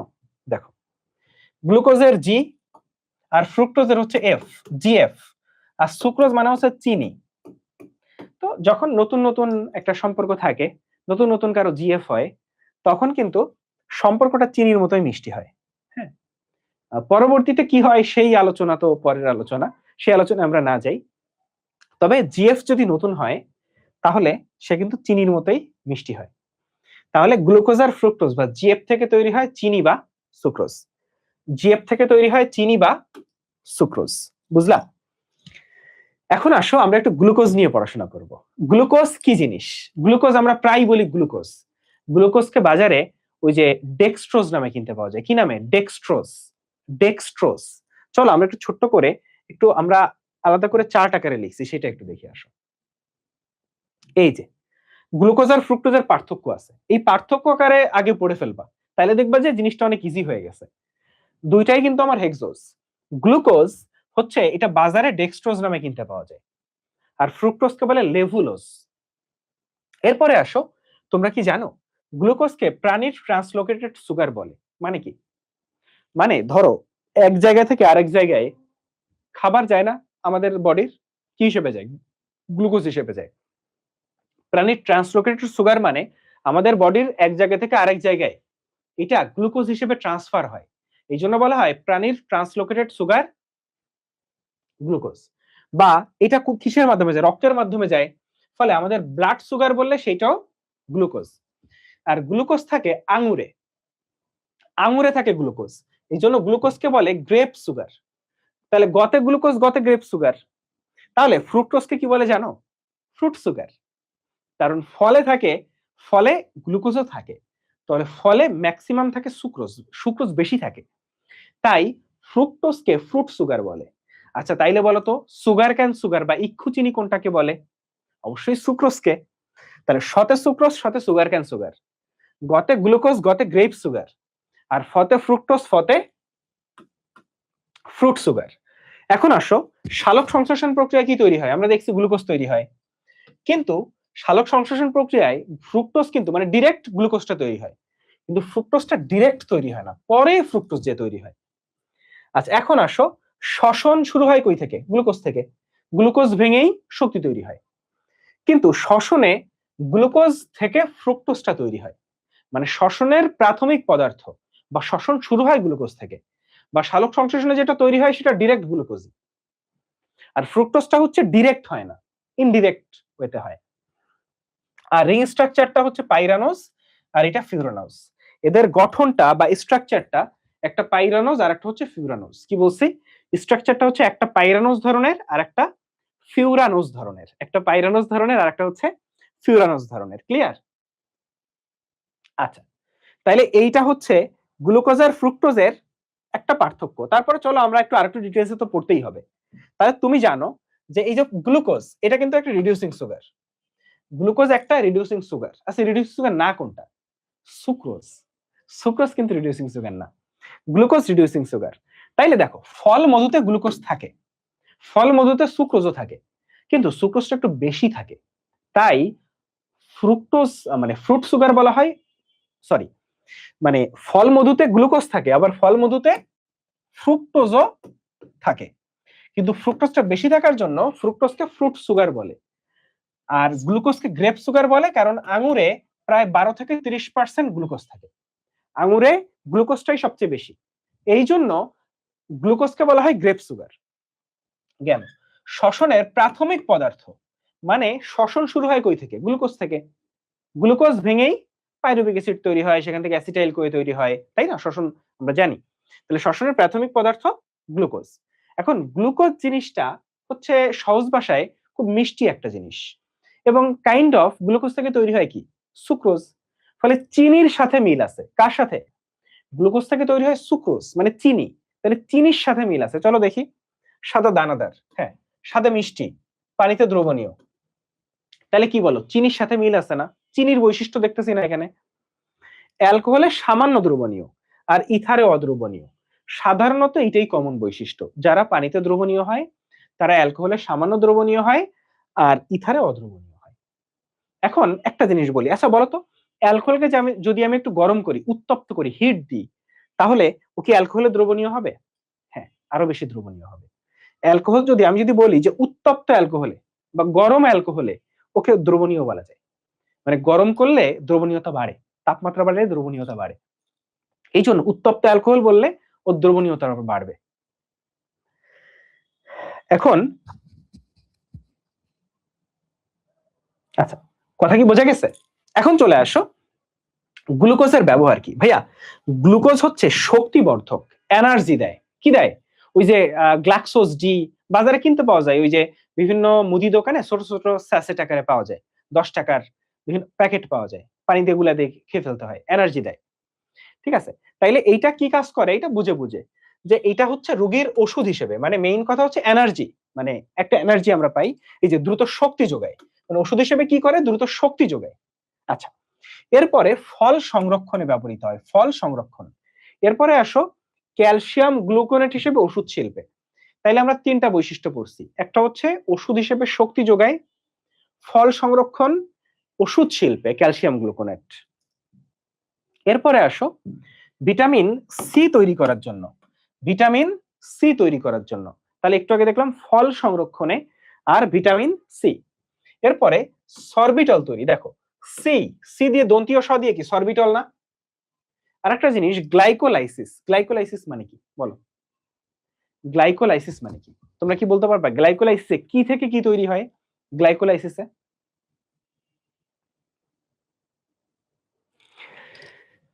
গ্লাইকোলাইসিসে কি থেকে কি তৈরি হয় বলো? আমরা অনেকগুলা পড়ি, গ্লাইকোজেনেসিস, গ্লাইকোজেনোলাইসিস, গ্লাইকোলাইসিস। গ্লাইকোলাইসিসে কি থেকে কি তৈরি হয়? গ্লুকোজ ভেঙে যায়, গ্লুকোজ ভেঙে পাইরুভিক অ্যাসিড তৈরি হয়, তাই না? গ্লুকোজ ভেঙে পাইরুভিক অ্যাসিড তৈরি হয়, জানো সবাই, গ্লুকোজ ভেঙে পাইরুভিক অ্যাসিড। তো গ্লুকোজ ভেঙে পাইরুভিক অ্যাসিড তৈরিতে তো গ্লুকোজই লাগবে, এটা তো মুখস্থ করার কিছু না। ফলে তুমি পড়বা যেটা সেটা একটু বলি। শতে সি, শতে সরবিটল। তাহলে দন্তীয় স দিয়ে দুইটা পড়ে ফেললা। আর হচ্ছে রুগী হিসেবে রুগীর পথ্য, ওষুধ শিল্প, রুগীর ওষুধ লাগে, তাহলে ওষুধ পথ্য আর ফল সংরক্ষণ। তাহলে তুমি এভাবে পড়বা। সি দিয়ে হচ্ছে ভিটামিন সি আর সরবিটল, ভিটামিন সি আর সরবিটল। আর পড়বা ফল সংরক্ষণ আর পথ্য বা ওষুধ, পথ্য বা ওষুধ। এই হচ্ছে গ্লুকোজের ব্যবহার। ওকে, এখন আসো এই যে আলফা ডিএল, আলফা বিটা, এটা আমরা দেখছি। ডিএল মানে 5 নাম্বার কার্বন দেখে ডিএল চেনা যায়, ডান সাইডে ওইস থাকলে ডি, বাম সাইডে ওইস থাকলে এল। আবার 1 নাম্বার কার্বন দেখে আলফা আর বিটা চেনা যায়, আলফাটায় ওইস নিচে, বিটাতে ওইস উপরে। এই হচ্ছে পার্থক্য। এখন উদ্ভিদে সবসময়, মানে উদ্ভিদে পাওয়া যায় ডি গ্লুকোজ, আর এল গ্লুকোজটা কোথায় পাওয়া যায় জানো? প্রস্রাবে। আচ্ছা, এখন আসো আমরা একটু ফ্রুক্টোজ পড়বো। ফ্রুক্টোজের সাথে গ্লুকোজের অনেক মিল আছে, তবে একটু বলি, ফ্রুক্টোজ বেশি মিষ্টি, গ্লুকোজের তুলনায় ফ্রুক্টোজ কিন্তু বেশি মিষ্টি, অনেক মিষ্টি। আচ্ছা, তাহলে আমরা একটু ফ্রুক্টোজ দেখবো। আসো, ফ্রুক্টোজকে আমরা কি বলতেছি? ফ্রুক্টোজটা কিন্তু কিটোজ, মনে আছে? ফ্রুক্টোজটা কিন্তু কিটোজ, মনে আছে কিনা? উলোজ নামের সাথে যদি থাকে, আর যদি উলোজ নামের সাথে থাকে, আর যদি ফ্রুক্টোজ থাকে, তারা হয়েছিল কিটোজ। ফলে ফ্রুক্টোজ একটা কিটোজ। পাকা ফল মিষ্টি পদ্ধতিতে ফ্রুক্টোজ থাকে, এই জন্য ফ্রুক্টোজকে কি বলে ভাইয়া? ফ্রুট সুগার বা ফলের চিনি। এই জন্য ফ্রুক্টোজকে বলে ফ্রুট সুগার বা ফলের চিনি। একটু আরেকটা জিনিস তোমাকে দেখাই, বিটার আখের কাণ্ডে ফ্রুক্টোজ পাওয়া যায়, কিন্তু আখের কাণ্ড মানে কি? Sugar cane. কিন্তু সুগার ক্যান সুগার কোনটা বলো তো? সবাই কমেন্টে লিখো, সুগার ক্যান সুগার কোনটা? এখন কমেন্টে লিখবা ভাইয়া sugar cane. Academic MCQ 100% cover হবে, 100%। কথা কি ক্লিয়ার? প্রি মেডিকেলে একাডেমিক এমসিকিউ 100% কভার হবে। একটা এমসিকিউ বাদ যাবে না। এখন আমাকে বলো, আখের কাণ্ডে হচ্ছে তুমি ফ্রুক্টোজ দেখতেছো, কিন্তু সুগার ক্যান সুগার কিন্তু ও না, ফ্রুক্টোজ না, সুক্রোজ। সুগার ক্যান সুগার কিন্তু ভাইয়া সুক্রোজ, সুগার ক্যান সুগার কিন্তু সুক্রোজ। ক্লিয়ার? দেখ, কোষ রসায়ন দিয়ে শুরু করি নাই, আমাদের মনে হয়েছে একটা অধ্যায় যেটা বুঝানো যায় এবং তোমরা আসলে বুঝো না, যে অধ্যায়টা বুঝানো। দেখো, আমি তোমাকে রক্ত দিয়ে শুরু করতে পারতাম, তাই না? মানে মানব দেহের একটা অধ্যায় দিয়ে শুরু করতে পারতাম, মজা পাইতা। কিন্তু আমরা জানি যে এই চ্যাপ্টার গুলো মোটামুটি তোমরা বুঝো, যে চ্যাপ্টার বুঝো না সেটা দিয়ে শুরু করছি। এবং তুমি আমাকে বলো, এখন পর্যন্ত যারা ক্লাস করছো, ক্লাসে বুঝছি কিনা কিছু, ক্লাসে এখন পর্যন্ত আমরা ক্লাসে যা শিখলাম এর থেকে নতুন কিছু শিখছি কিনা, কনসেপ্ট ক্লিয়ার হয়েছে কিনা, এটা কমেন্টে বলো। কনসেপ্ট ক্লিয়ার হয়েছে কিনা।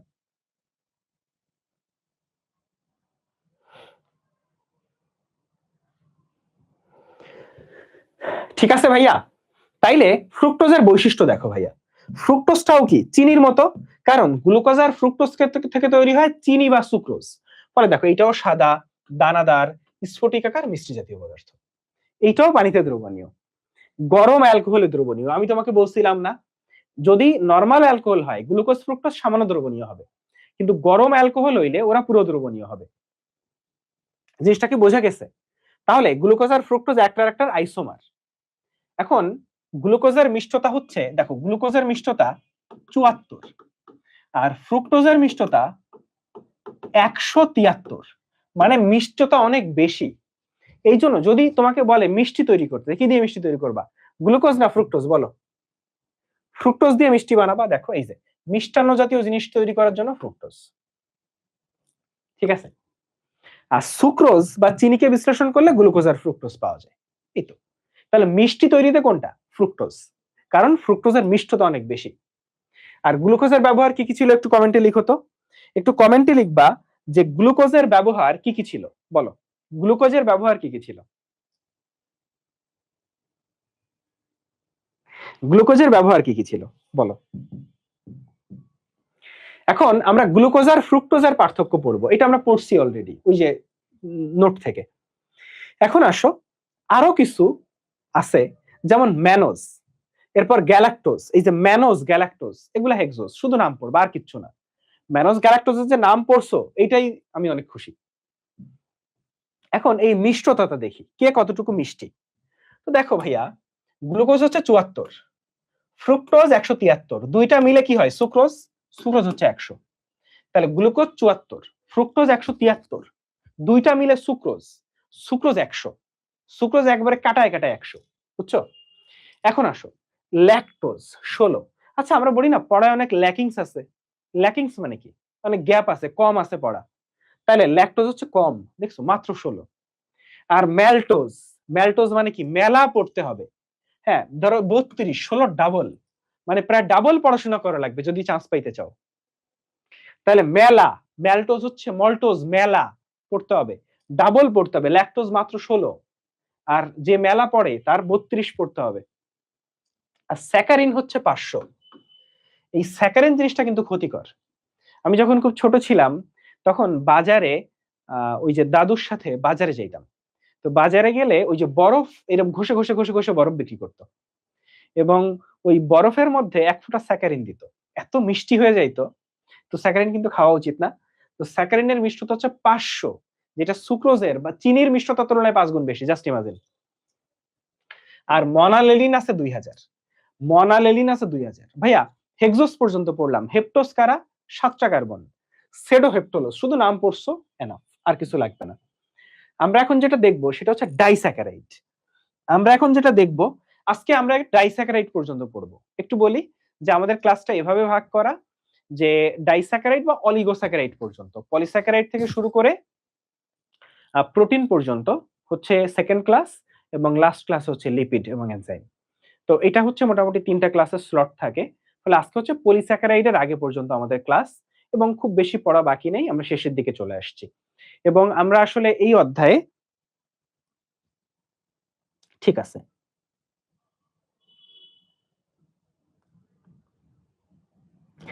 আচ্ছা আমাকে বলো, যারা এই চ্যাপ্টার আগে একবারও পড়ো নাই, তোমাদের কি বুঝতে সমস্যা হয়েছে? যারা এই চ্যাপ্টার আগে একবারও পড়ো নাই তাদের বুঝতে কি বেশি সমস্যা হয়েছে? আমাকে একটু কমেন্টে জানাও তো। মানে দেখো, একাডেমিক ক্লাস হইলে এই চ্যাপ্টার উপর মিনিমাম 7টা 8টা 10টা ক্লাস নেয়, নেয় না বলো? মিনিমাম 7টা 8টা ক্লাস নেয়। সেখানে আমরা ক্লাস নিচ্ছি 3টা, কিন্তু স্টিল চেষ্টা করতেছি যেন তোমার কনসেপ্টটা ক্লিয়ার হয়।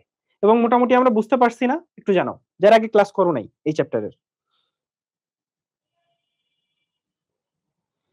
জানো, বলো।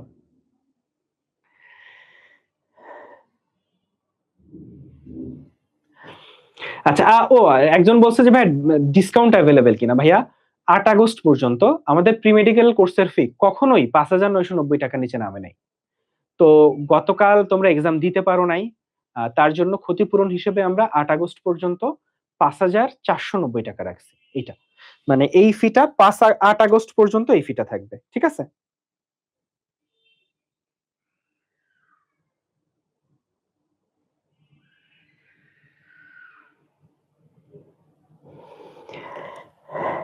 হ্যাঁ, যতটুকু পড়াচ্ছি পলিস্যাকারাইড আগে পর্যন্ত সেইটার উপরই আগামীকাল এক্সাম হবে। অর্থাৎ পলিস্যাকারাইডের আগে পর্যন্ত যতটুকু পড়ালাম বা পড়াচ্ছি ততটুকুর উপরই এক্সাম হবে। আমরা এখন ডাইস্যাকারাইডটা পড়বো। ডাইস্যাকারাইড কি ভাইয়া? ডাইস্যাকারাইড হচ্ছে সবার ইম্পর্টেন্ট সুক্রোজ। সুক্রোজ কই থেকে আসছে? আচ্ছা, ডাইস্যাকারাইডের জায়গাটা তোমাকে একটু দেখাই, আসো। একটা মজা আছে, বুঝছো? এই যে দেখো, আমার এইগুলা হচ্ছে ডাইস্যাকারাইড। ডাইস্যাকারাইড মানে কি? এখানে 2টা স্যাকারাইড অণু থাকবে। কয়টা স্যাকারাইড অণু? 2টা স্যাকারাইড অণু। যেমন সুক্রোজে আছে গ্লুকোজ আর ফ্রুক্টোজ, ম্যালটোজে আছে গ্লুকোজ আর গ্লুকোজ, 2টা গ্লুকোজ। সেলোবায়োজ এখানে আছে 2টা গ্লুকোজ। তাহলে তুমি কোশ্চেন করতেই পারো, ভাইয়া এখানেও 2টা গ্লুকোজ, এখানেও 2টা গ্লুকোজ, তাহলে একটা হইছে ম্যালটোজ একটা হইছে সেলোবায়োজ কেন ভাইয়া? কারণ এই গ্লুকোজটা আলফা গ্লুকোজ বিটা গ্লুকোজ হয়। কোন কোন গ্লুকোজ আলফা গ্লুকোজ, কোন কোন গ্লুকোজ বিটা গ্লুকোজ। তো 2টা আলফা গ্লুকোজ থেকে তৈরি হয়, 2টা আলফা গ্লুকোজ থেকে তৈরি হয় ম্যালটোজ, আর বিটা গ্লুকোজ থেকে তৈরি হয় হচ্ছে সেলোবায়োজ। বুঝা গেছে? বিটা গ্লুকোজ থেকে তৈরি হয় সেলোবায়োজ। আর ল্যাকটোজ, ল্যাকটোজ হচ্ছে দুগ্ধ চিনি। তাহলে দুধে ল্যাকটোজ থাকে। শোনো, ল্যাকটোজ শব্দের অর্থ হচ্ছে দুধ। তাহলে দুগ্ধ চিনিতে হচ্ছে গ্লুকোজ আর গ্যালাক্টোজ। দেখো এই যে গ বাদ দিলে এটা কিন্তু ল্যাকটোজই, দেখছো? ল্যাকটোজ, গ্যা, ল্যাকটোজ। তাইলে দিন শেষে সবগুলোতে দেখো গ্লুকোজটা কমন আছে। ফলে সুক্রোজে গ্লুকোজের সাথে ফ্রুক্টোজ যুক্ত হয়েছে। এখানে আলফা গ্লুকোজ, এখানে বিটা গ্লুকোজ, আর এখানে ল্যাকটোজ যুক্ত, গ্যালাক্টোজ যুক্ত হয়েছে ল্যাকটোজ। মানে 2টা মনোস্যাকারাইড বা 2টা হেক্সোস। মনোস্যাকারাইড বলতে ডাইস্যাকারাইডে 2টা হেক্সোস যুক্ত হয়। কি যুক্ত হয়? 2টা হেক্সোস যুক্ত হয়ে এরা তৈরি হয়েছে। তো এখানে একটু বলি, সেলুলোজ আর সেলোবায়োজ। সেলুলোজ একটা পলিস্যাকারাইড আর এইটা একটা ডাইস্যাকারাইড। তো ডাইস্যাকারাইড বলো, অলিগোস্যাকারাইড বলো বা পলিস্যাকারাইড বলো, এক্ষেত্রে কিন্তু আলফা মনোস্যাকারাইড যুক্ত হয়। আলফা মনোস্যাকারাইড যুক্ত হয় শুধুমাত্র 2টা বাদে। একটা হচ্ছে সেলুলোজ আর সেলোবায়োজ। এই 2টা তৈরিতে বিটা গ্লুকোজ লাগে। তাহলে এই 2টা তৈরিতে কি লাগে ভাইয়া? Beta glucose. আর বাকি সব জায়গায় এই যে গ্লুকোজ ফ্রুক্টোজ যা দেখতেছো সব জায়গায় আলফা লাগে। সব জায়গায় এই যে সুক্রোজ বলো, ম্যালটোজ বলো, ল্যাকটোজ বলো, এখানে আলফা গ্লুকোজ লাগে। শুধুমাত্র সেলুলোজ সেলোবায়োজে বিটা গ্লুকোজ লাগে। ক্লিয়ার? এখন আমরা এই সুক্রোজটা দেখব। এখন আমরা যেটা দেখব সেটা হচ্ছে এই সুক্রোজ। দেখো, আমরা এখানে দেখব সুক্রোজ। সুক্রোজে দেখো গ্লুকোজ আর ফ্রুক্টোজ। আচ্ছা, এই চ্যাপ্টারের সিকিউ নিয়ে আমি একটু বলি যে আমাদের প্রি মেডিকেল ব্যাচে যেটা হবে যে সিকিউর জন্য তোমাকে কমপ্লিটলি বুঝাই দেওয়া হবে যে সিকিউ কি পড়বা, কই থেকে পড়বা, কতটুকু পড়বা, ঠিক আছে? আচ্ছা, তাহলে সুক্রোজের ক্ষেত্রে এটা আমরা দেখছি অলরেডি। একটু আমরা দেখি যে সুক্রোজের ক্ষেত্রে কি বন্ধন হয়। এই যে একটা ডাইস্যাকারাইড তৈরিতে 2টা মনোস্যাকারাইড যুক্ত হয় গ্লাইকোসাইডিক বন্ধন দিয়ে। কি বন্ধন দিয়ে? গ্লাইকোসাইডিক বন্ধন। উদ্ভিদের প্রধান ডাইস্যাকারাইড হচ্ছে সুক্রোজ। উদ্ভিদের প্রধান ডাইস্যাকারাইডটা হচ্ছে সুক্রোজ। এখন আরেকটা জিনিস, গ্লুকোজ আর ফ্রুক্টোজ কিন্তু রিডিউসিং সুগার, কিন্তু মনোস্যাকারাইড ডাইস্যাকারাইড গুলো রিডিউসিং সুগার। 2টা বাদে একটা হচ্ছে সুক্রোজ আর একটা হচ্ছে ট্রিহালোজ। এই 2টা রিডিউসিং সুগার না। ফলে সবার আগে ইম্পর্টেন্ট, সুক্রোজ কিন্তু রিডিউসিং সুগার না। সুক্রোজ কিন্তু রিডিউসিং সুগার না। সুক্রোজ রিডিউসিং সুগার না। মধুর প্রধান কাঁচামাল সুক্রোজ, কিন্তু সুক্রোজকে বলা হয় ইক্ষু চিনি বা সুগার ক্যান সুগার। কিন্তু যদি বলে মধুর প্রধান কাঁচামাল কি, সেটা সুক্রোজ। সুক্রোজের সংকেত কি? এইটা।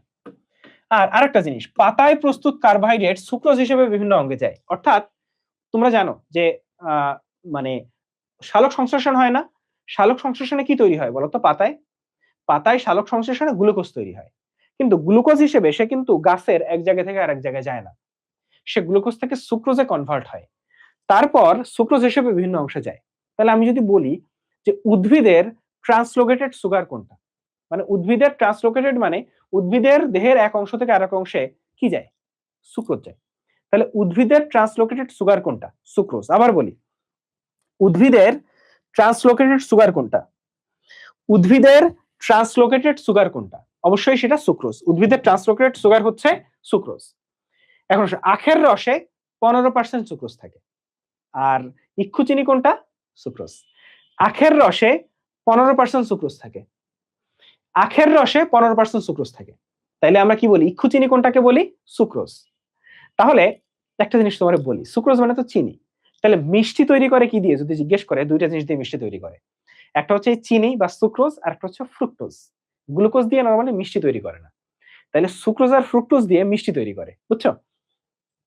এখন দেখো, সুক্রোজের গলনাঙ্ক 188°C। এর আগে কিন্তু আমরা রাইবোজের গলনাঙ্ক দেখছিলাম, মনে আছে?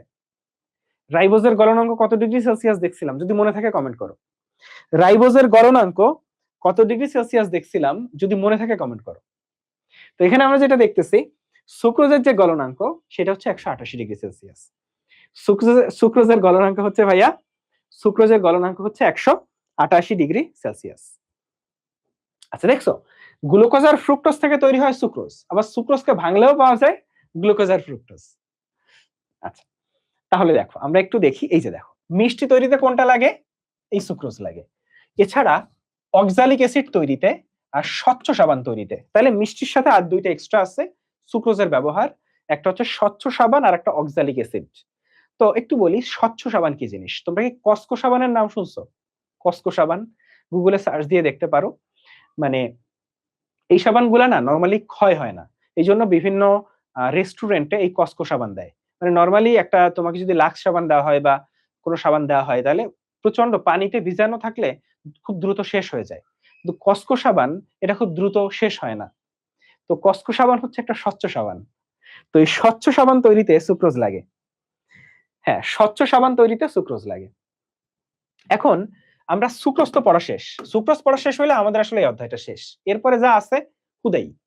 তো সেলোবায়োস, সেলোবায়োস সম্পর্কে কি পড়বা বলি, তোমাকে বলছি অলরেডি। সেলুলোজ আর সেলোবায়োস এই দুইটা হচ্ছে বিটা গ্লুকোজ, এর বাইরে বাকি সবাই আলফা গ্লুকোজ।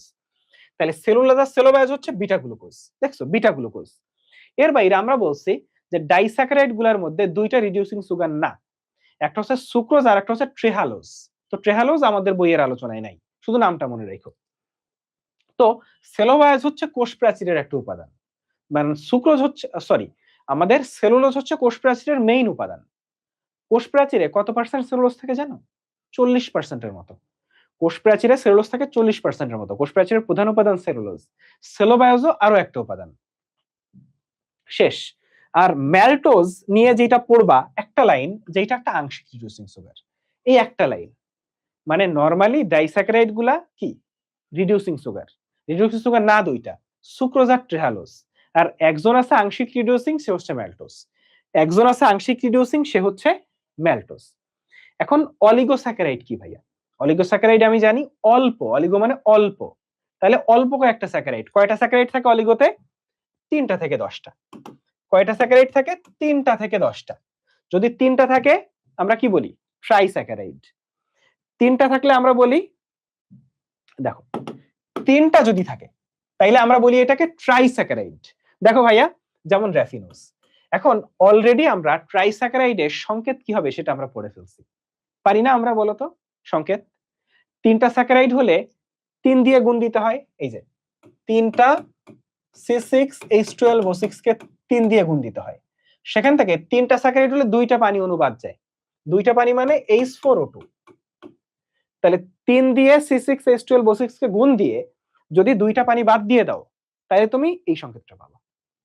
তাইলে তোমার জাস্ট জানা দরকার ট্রাইস্যাকারাইড কি, র্যাফিনোজ, খালি নামটা। আর কি? র্যাফিনোজে একটা গ্লুকোজ আছে, একটা ফ্রুক্টোজ আছে, একটা গ্যালাক্টোজ আছে, মানে GF plus galactose. GF plus galactose. চলে আসো টেট্রাস্যাকারাইড।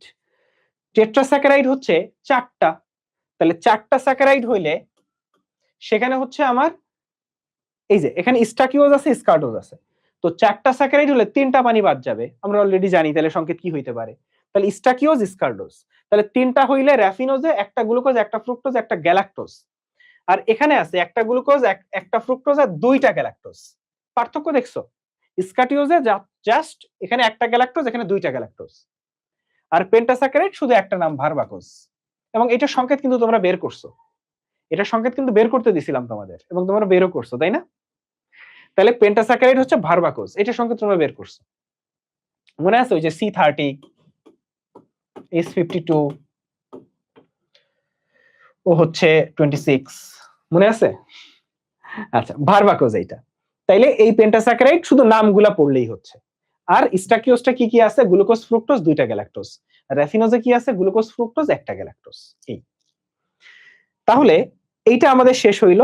পলিস্যাকারাইড আজকের পড়া না, পলিস্যাকারাইডের যে পড়াশোনা সেই পড়াশোনা হচ্ছে ভাইয়া আগামীকালের পড়াশোনা। ক্লিয়ার?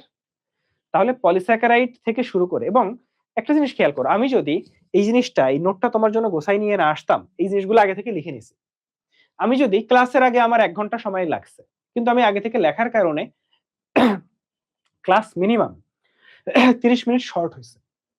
তুমি ব্যাপারটা বুঝতে পারছো? ক্লাস মিনিমাম 30 মিনিট কম লাগছে তোমার। এখন আমি যদি এটা লিখে নিতাম ক্লাস লেন্দি হয়ে যেত, মানে আমি 1.5 ঘন্টায় শেষ করে দিছি কাইন্ড অফ, তাইলে তোমার 2 ঘন্টা লাগতো। তো আমরা প্রি মেডিকেলে ঠিক এই কাজটা করব, যে তোমার জন্য আমি আগে ক্লাসের আগে 1 ঘন্টা নষ্ট করব, আমি সুন্দরভাবে সব গুছাই নিয়ে আসবো, যাতে তোমারও পড়াশোনাটা খুব সুন্দর হয় আর ক্লাসে টাইম কম লাগে, তুমি খুব সুন্দরভাবে বুঝতে পারো। যাক, এর মাধ্যমে আমাদের আজকের ক্লাস শেষ।